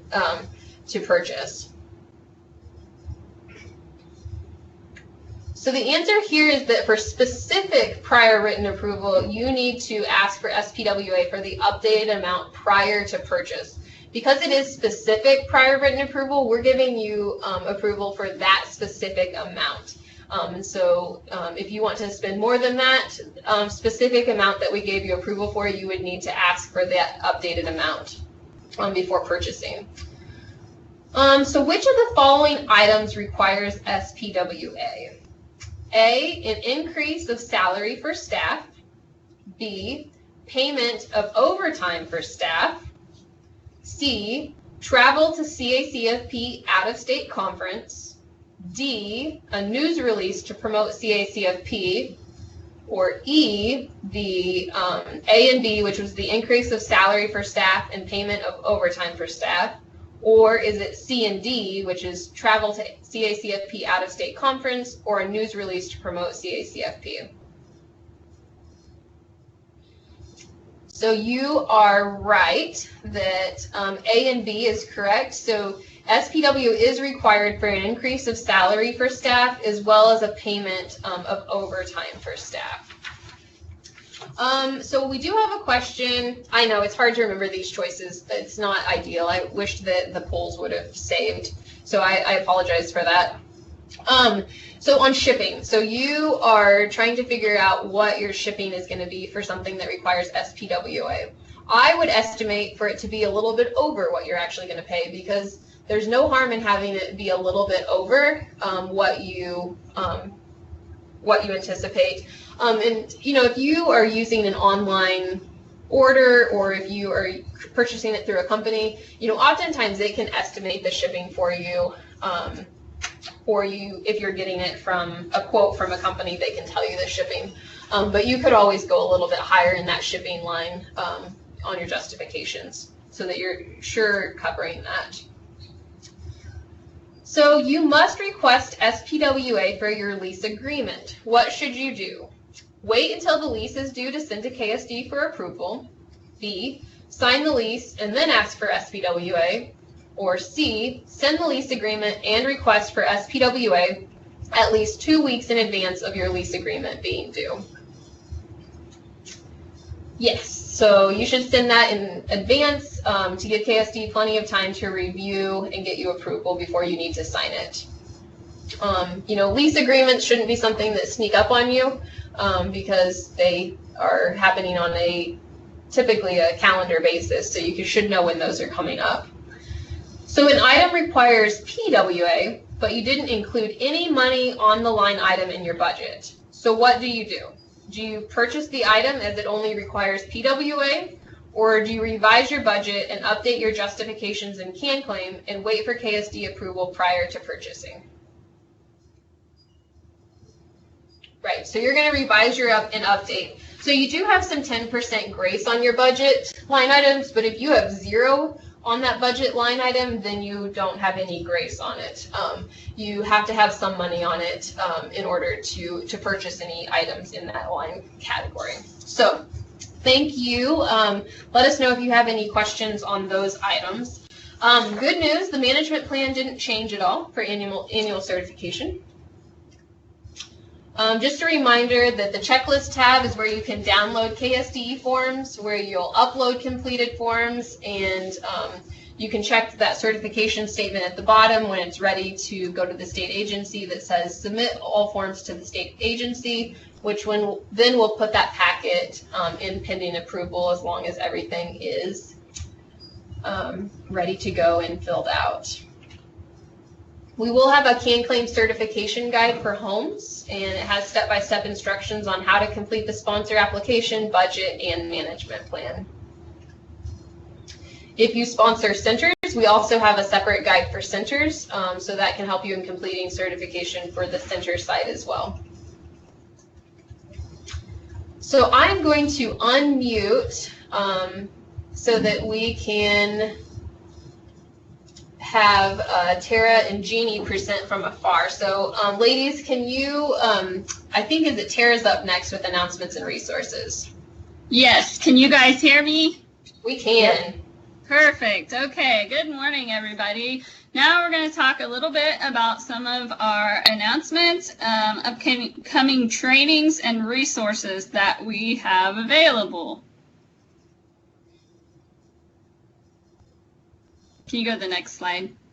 Sure. Okay, so upcoming in September, we are going to have our statewide CACFP conference that we've been talking about. This 3-day conference, as you can see on the slide, all 3 days are different. It's modeled a lot like our conference that we had last year as well. On Tuesday, September 10th, we will have infant feeding in the CACFP and also the Team Up for CACFP Success, and we will focus on at-risk after-school meals. Wednesday will be our Leading the Way, Healthy Habits for a New Generation, and Thursday, September 12th, will be our CACFP Financial Management for Sponsoring Organizations. This conference is held in Wichita this year, and be watching your monthly updates for agenda and things like that, as well as the stipends that we will have available again this year. We also have coming up our Grains 101 training. It will be offered in 5 locations throughout the state, and you can see which location is closest to you. Our food safety training requirement, this is just a quick reminder that each sponsor must have a representative on staff that has an approved food safety training class. This is due every 3 years or when your individual changes, so that you have somebody on staff. A lot of times with our centers, we will say the person who is responsible for preparing the food, which could be the cook, as well as the classroom staff who are serving the food. It would be a best practice to have everyone attend the food safety training. We do have in-person classes as well as online available. Some of our current online trainings that we have, you'll see that we do have quite a few. KSDE has been working really hard to get new trainings available, so continue to check back with the online training portal to see classes that are added as well. The online training, you'll see the training portal. You're able to access that through our website under the training, and it will take you to the online training. You do need to register to set up an account to take these classes, and they are available at no charge to you, and you can take them whenever you like. They're available 24/7. Now, some of our resources that we have available to you. So, as always, you will be provided the information from this workshop currently that we're doing, as well as our admin handbook is always available online. Can you go to the next slide? Thanks. And as well as the program agreement. So, our program agreement will specify which sponsor responsibilities as well as KSDE responsibilities. This is something that we say a lot to go back and look at as well. And signing a new agreement this year will be a great reminder for everybody to go back and reread this again. Also, like we talked about a little bit earlier with our monthly updates, make sure that the emails in CanClaim are current and up to date, so that you're able to receive the monthly updates from our Child Nutrition and Wellness. If you do not receive those, let us know, and we will figure out so that way that you are able to get those, because they do contain a lot of important information. And also look at previous year's records. As Jill talked about, this is going to be a great resource when determining your budget for this coming year by looking at previous year's resources. We always look at, we always look at your previous year's records to see where things were spent, like and such, for your budgets. So it's always a great resource to look at.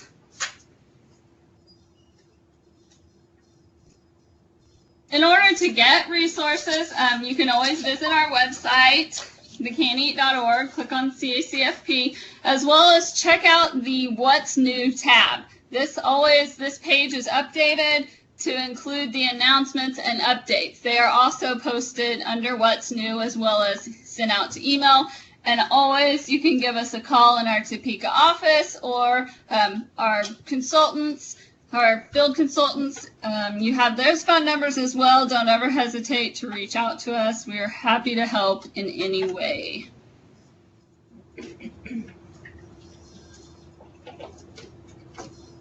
So another thing that we have available is our Healthier CACFP Award. So as we've talked about this before, this is not a new award that we've had. This award has been ongoing. It's a $500 monetary grant for centers, as well as $200 for daycare homes.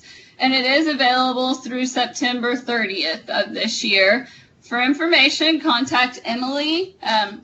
This is a great award and could help out greatly. I know when I was a home provider, I loved getting these opportunities, and it was great to have that extra monetary amount to be able to enhance my child care. So it really is a great opportunity, and we hope that we can get lots of providers to step forward and complete this information. So like we've said before, effective communication is key. Emails should always be sent to your child nutrition consultant, as well as CCing leadership, which would be Cheryl, Julie, and Jill. When you reply to an email, make sure that you hit reply all so that it includes everybody. I know this is something that is sometimes hard, and I do this myself. Just hit the reply instead of the reply all. So really try to be vigilant and reply all to everybody so we're all on the same page. And once again, allow for 2 weeks for budget revisions and requests to purchase or leases unless an emergency situation comes up.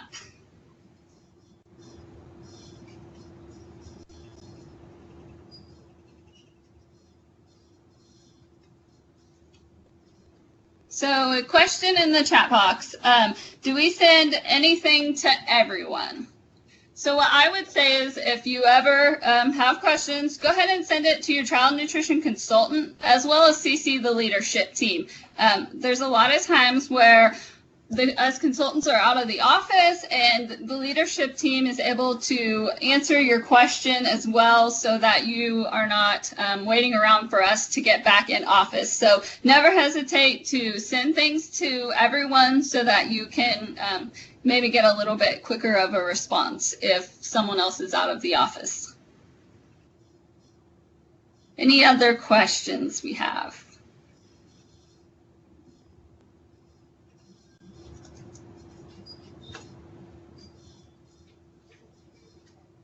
Okay, another question. Go ahead, Jill. No, you go. Okay, on the Healthier CACFP Award, is the money available to those who apply before September 30th or to those who are awarded before September 30th? So I think that is going to be actually awarded before September 30th because it is the end of our grant. The Team Nutrition grant ends September 30th, and so we have to have those funds obligated before that date. And so that is why it would be awarded. You can apply for a Healthier CACFP award after that date, but the monetary funds will no longer be there. So that is what we have today. If everybody would like to click on the SurveyMonkey link to take your attendance survey, this is very important and will need to be done in order to receive your attendance for this admin training. Wanda, I see your question about what the cutoff date, like what's the last day we could get an application and have it. And I'm going to check with Emily on that. She's not in here right now, but I will be sure that we send that out in the minutes. It kind of in a way depends on how, I'm going to use quotes, good the application is, because if the application has everything that we need and we can easily approve it, then you wouldn't need as much lead time as an application where we have to do a lot of follow-up, if that makes sense. Another question, is the calculation for number of homes changed required? So that is something that we're going to be looking at. And so if you, we're going to be doing those same exact calculations for all the home sponsors. And if you want to make it so that you have more homes than what that calculation would predict, then you would need a justification to go along with that. Does that help answer that question?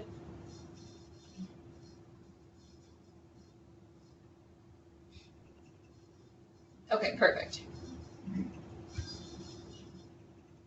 Okay, so this is a good question. So when we need to hire a new employee and it is a switch in and out and does not change the wage budget line item, does that need to be approved? Yes, we would still need to see that wage salary form with the new person's information on it, and like that could be a great place where you'd use the comment field to say that employee A left and employee B is replacing them. No other changes, and then we can get that approved pretty quickly. But it is important that we know, who's getting paid, so that, if we're out on review, we can see, if you have money going to somebody that's not on your wage salary form, we're going to be asking why is that, and that could be considered unallowable. So, good question.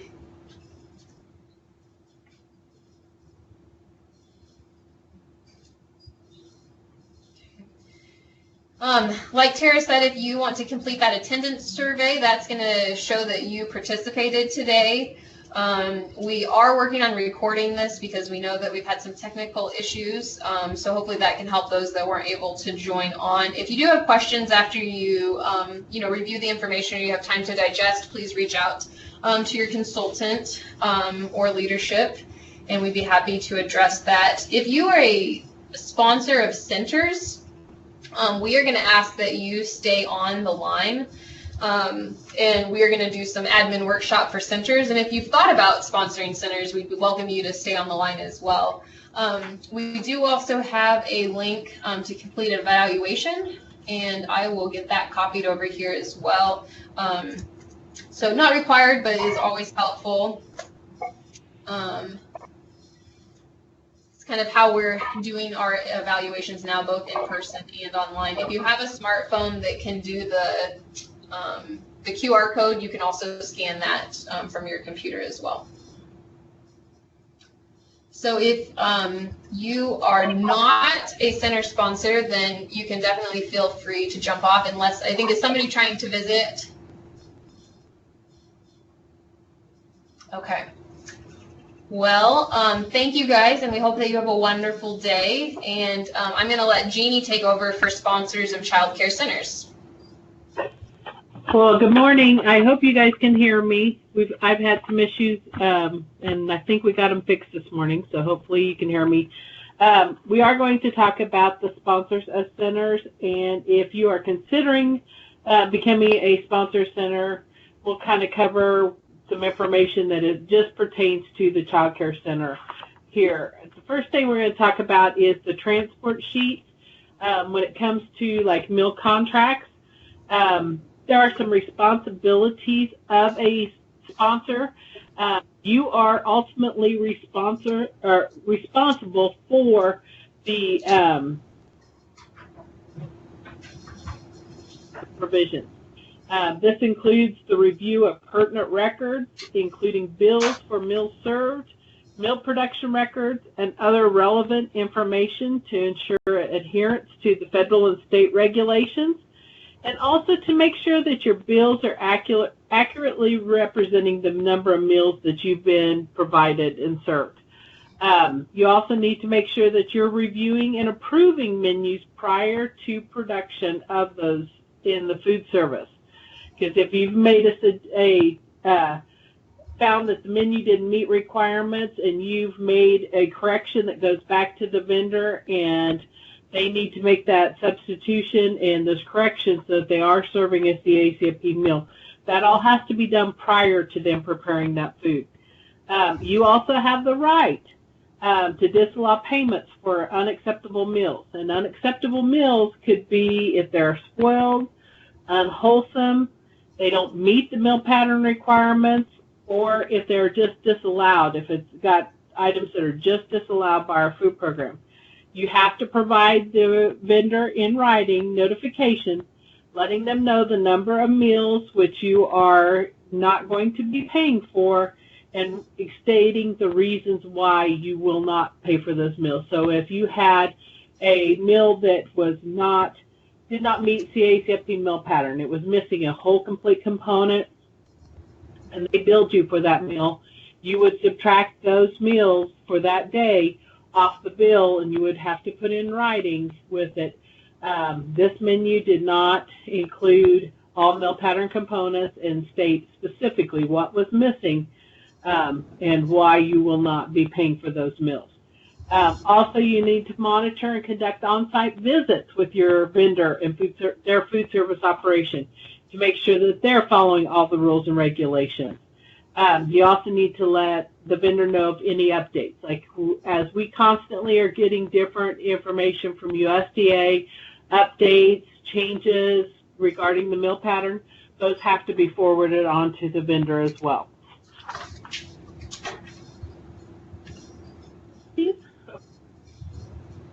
Basically, CACFP defines a food service management company as an organization other than a public or private nonprofit school with which an institution may contract for preparing and, unless otherwise provided for, delivering meals with or without milk for use in the CACFP program. We have set up a food service management company registration process. Basically, we are developing a database where registration, the food service management companies can provide CACFP meals would be registering with KSDE. We would have the list compiled and we would have it posted on our website. Then sponsors can actually have a list to go to help them identify potential vendors that they might be able to do contract meals with.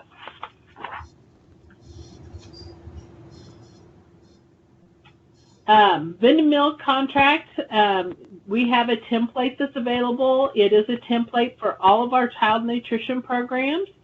When purchasing meals from another entity, such as a school sponsor, restaurant, hospital caterer, you would need to utilize this vendor meal contract. These would be for contracts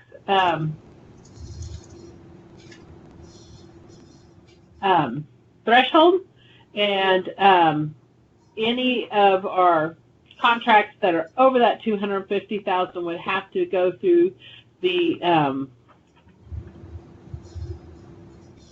process. Also, we have to review and have those contracts over $250,000 submitted to KSDE for approval prior to the final signatures going on those contracts. That used to be $50. Now it is set at over that $250,000. Remember that if you're purchasing contracts underneath that $250,000, that you have to have obtain at least 2 price quotations. And if you're contracting with a school sponsor, then the price quotation is not required. Like have been updated, and they are posted on our website underneath administration and meal contracts. The transport sheets are required when center staff are not responsible for preparing those meals. This needs to be completed by the vendor and then submitted along with the meal to the site, and then the site would finish filling out like the final temperatures, and this would be the documentation that is kept on file for the center. Financial management is a very important component of our child nutrition programs. So we just want to remind everybody that claims are due within 60 days. That is not all, and that's calendar days. That's not always the last day of the month. The deadline for submission of claims can be found on our website underneath guidance and claim information. Claims have to be certified, submitted, and in approved status. They can't be in pending submission status. by that 60-day deadline. All changes and edits to claims must be made prior to that 60-day deadline and have to be recertified by the sponsor. This does come from our SP 2018 guidance for local and state agencies on the 60-day claim submission and 90-day reporting requirements for child nutrition programs that went into effect October 1, 2018. Basically, it just states all the original claims and revisions must be submitted by the 60-day deadline. The 90-day deadline for submission of revised claims that results in an increase to the amount of reimbursement has been eliminated. So if you miss the 60-day deadline, then you may request a approval for a one-time 36-month exception for those changes. For our sponsors that are have more than one site, or if you are a sponsor of unaffiliated centers, the monitoring requirements. Basically, we have the center site reviews. This allows the sponsor to identify problems that are happening in that site and get those problems corrected. Have to be completed by monitoring staff of the sponsor that are trained on the aspects of the CACFP operation. Each center site must be reviewed 3 times per year. That's during the program year, October through September. The center site review form, which is Form 11A, that can be found in our administrative handbook. We also have a sample Form 11A with the corrective action plan. Our corrective action plan is Form 11E. We do have a sample Form 11E in our handbook to help guide when you need to fill out the corrective actions for if the site is out of compliance.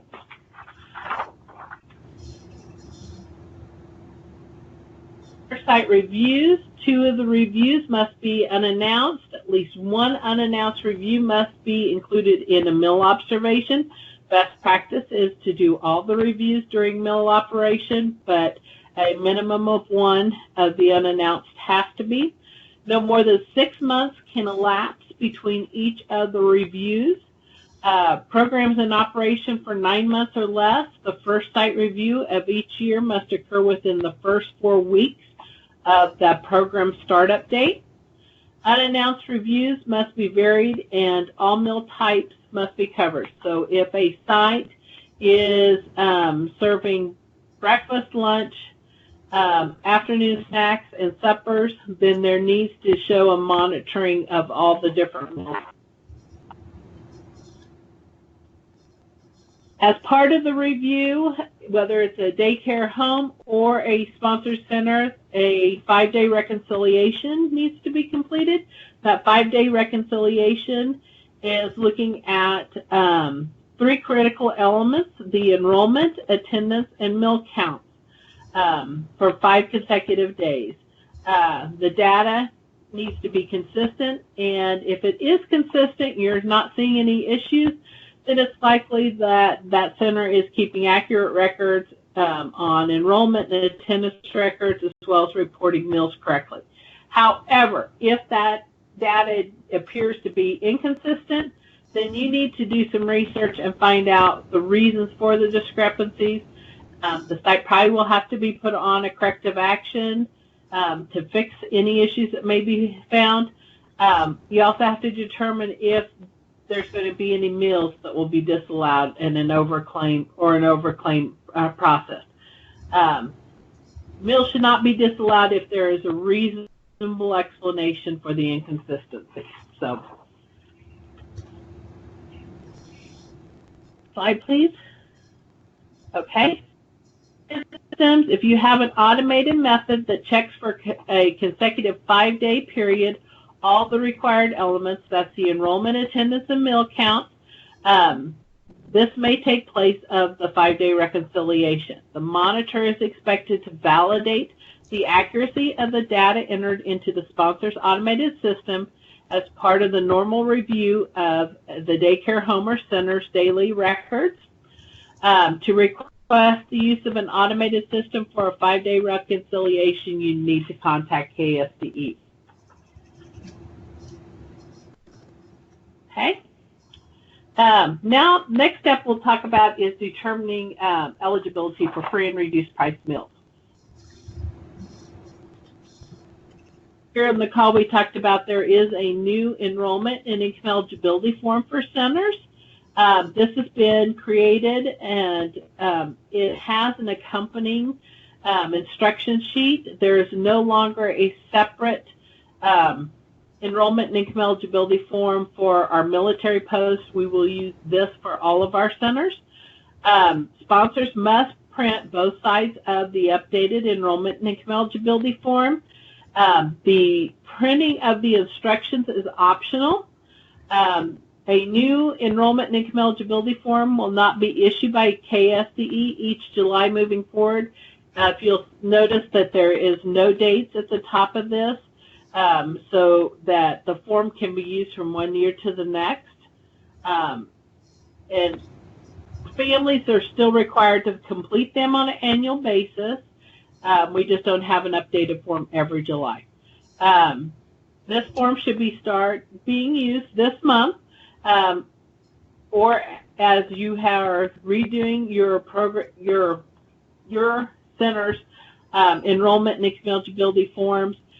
They would use this form, or as current forms expire, they would need to be using this form going forward.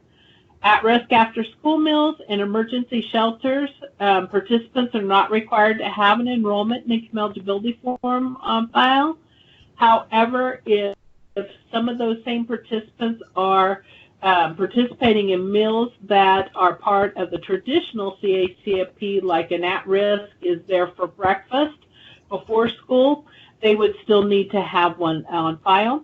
Also, outside school hours do not require the enrollment piece, but they do require income form to be collected.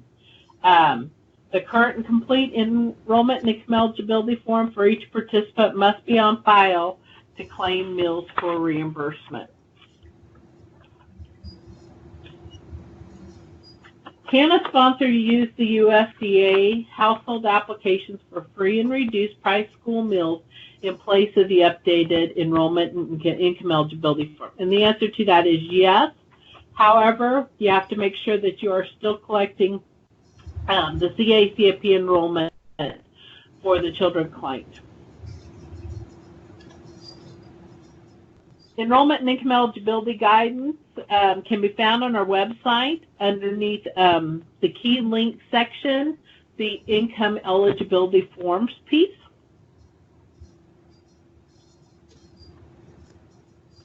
The income eligibility guidelines, they have been updated. This is the one we will use this year. It has a different format than previous years. Basically, this is what we'll use to determine whether a child will qualify for free, reduced price, or paid benefits. Forms aren't changing each month or each year. What income guidelines should I use?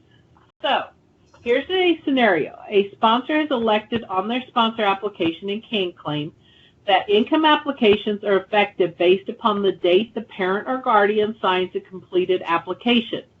If a parent signs an enrollment and income eligibility form on June 25th, 2019, and the sponsor determines the form on July 5th, 2019, what income eligibility guideline would the sponsor use? A, last year's guidelines that ran July 1st through June 30th, 2019, or this year's guidelines July 1st through June 30th that goes until 2020. And the answer to that would be A, which is the next slide. Sorry. Yes. We would follow the income guidelines for last year since that's when the parent had signed the form. Okay, our next scenario, a sponsor has elected on their sponsor application and can claim that income applications are effective based on the date the determining official signs the form to certify eligibility of participants. If the sponsor signs on July 5th, what income guidelines should be used?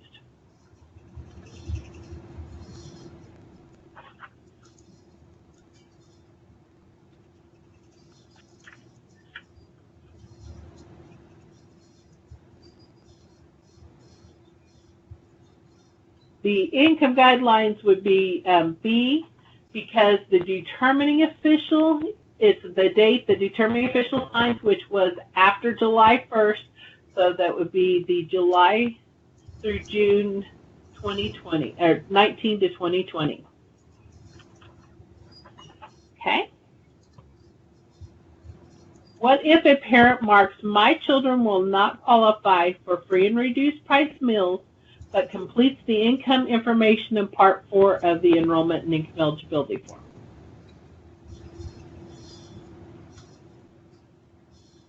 The sponsor should contact the household and seek clarification prior to making any determination on the form. Sponsors should document the details of the contact, enter the information received on the application, initial and date the entry. It's okay to write that directly right on the form. Please do not use Post-it notes. Write it directly on the form and an initial and date, and make the determination based upon the information you received. Is a new enrollment and income eligibility form for a preschool student required if a school already has a form on file for a school-age child in the same household?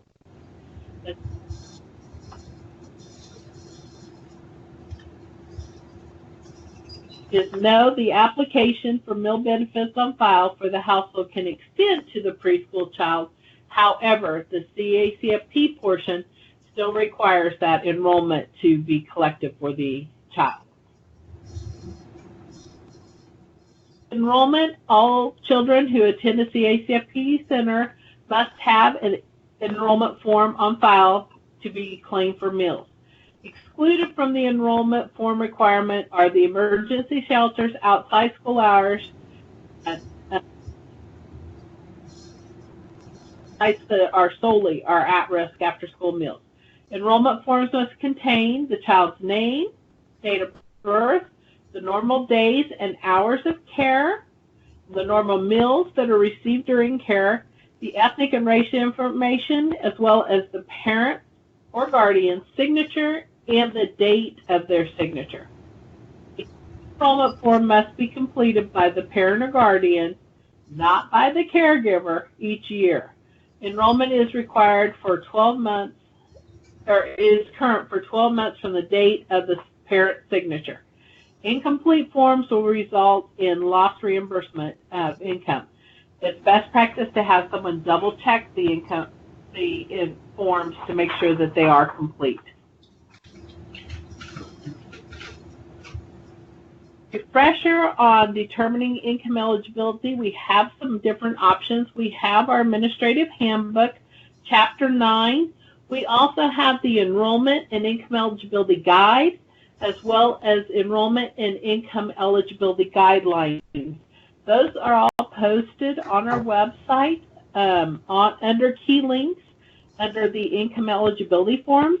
It's most effective to use a team approach whenever you're working with determining eligibility. This way there's more than one set of eyes to make sure that everything has been determined correctly, as well as if you have something and somebody goes, well, I'm not sure if this says 7 or if this is a 1, you have another set of eyes that can help with making that determination. Anytime you've got questions on making determined eligibility, do not hesitate to call our office or your consultant, or even our office if you've got questions about determining eligibility. We'd be happy to work with you on that. Basically, we want to prevent determination errors. That will help eliminate some costly errors during reviews later.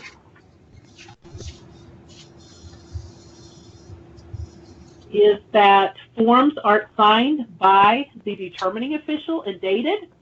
The determining official must certify each household application, determining the application by signing as well as dating, even if it is for a paid application. That way we know that form has been looked at and has been determined. Best practice is that determining officials sign and date all applications, even those for paid children. If determining officials are in the practice of signing and dating all forms, it's less likely they will miss signing and dating those that are for free and reduced. All sponsors have to answer a question on our center application to determine if they are going to participate as a pricing program or non-pricing program. A pricing program is one that charges for meals separate from daycare fees. A non-pricing program, the cost for the meals would be included with the daycare fees. If a sponsor chooses to charge separately for meals from the daycare fees and be a pricing program, they must develop a written policy statement determining eligibility for free and reduced price meals that includes all the requirements set forth for a pricing program, 7 CFR 226.23. And a few of those regulations would be that they have to submit to KSDE a written policy statement for determining free and reduced price applications. KSDE has to approve that policy. Reduced price meals to all families of enrolled participants. Sponsor must report to KSDE meal eligibility numbers on an annual basis, and a verification of eligibility must be conducted on an annual basis. If you're interested in a pricing program, review the regulations, and if you have questions, contact KSDE for approval.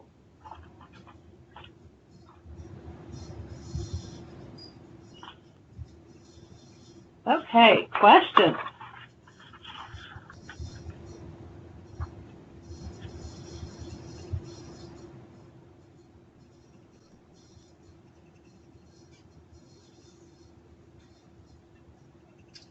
Jeannie, do you see the question? Is this for, in reference to the pricing programs, is this for centers or mainly CACFP sites within schools? I didn't think it was allowable to make a separate charge for meals. It is allowable. It's for all programs. Each center can make that determination. Most of our centers are non-pricing, but they have the option to be a pricing program.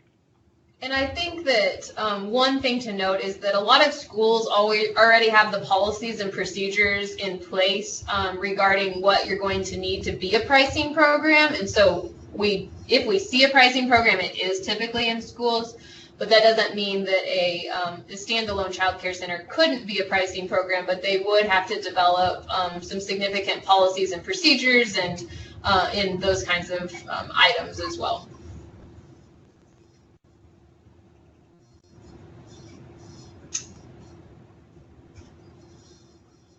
If you haven't already taken the attendance survey, please do that. I have taken down who stayed on for the center portion, so we appreciate you guys staying on for that little extra time, but thought that if we could save you a trip to an in-person or doing another online training, that would be helpful for you.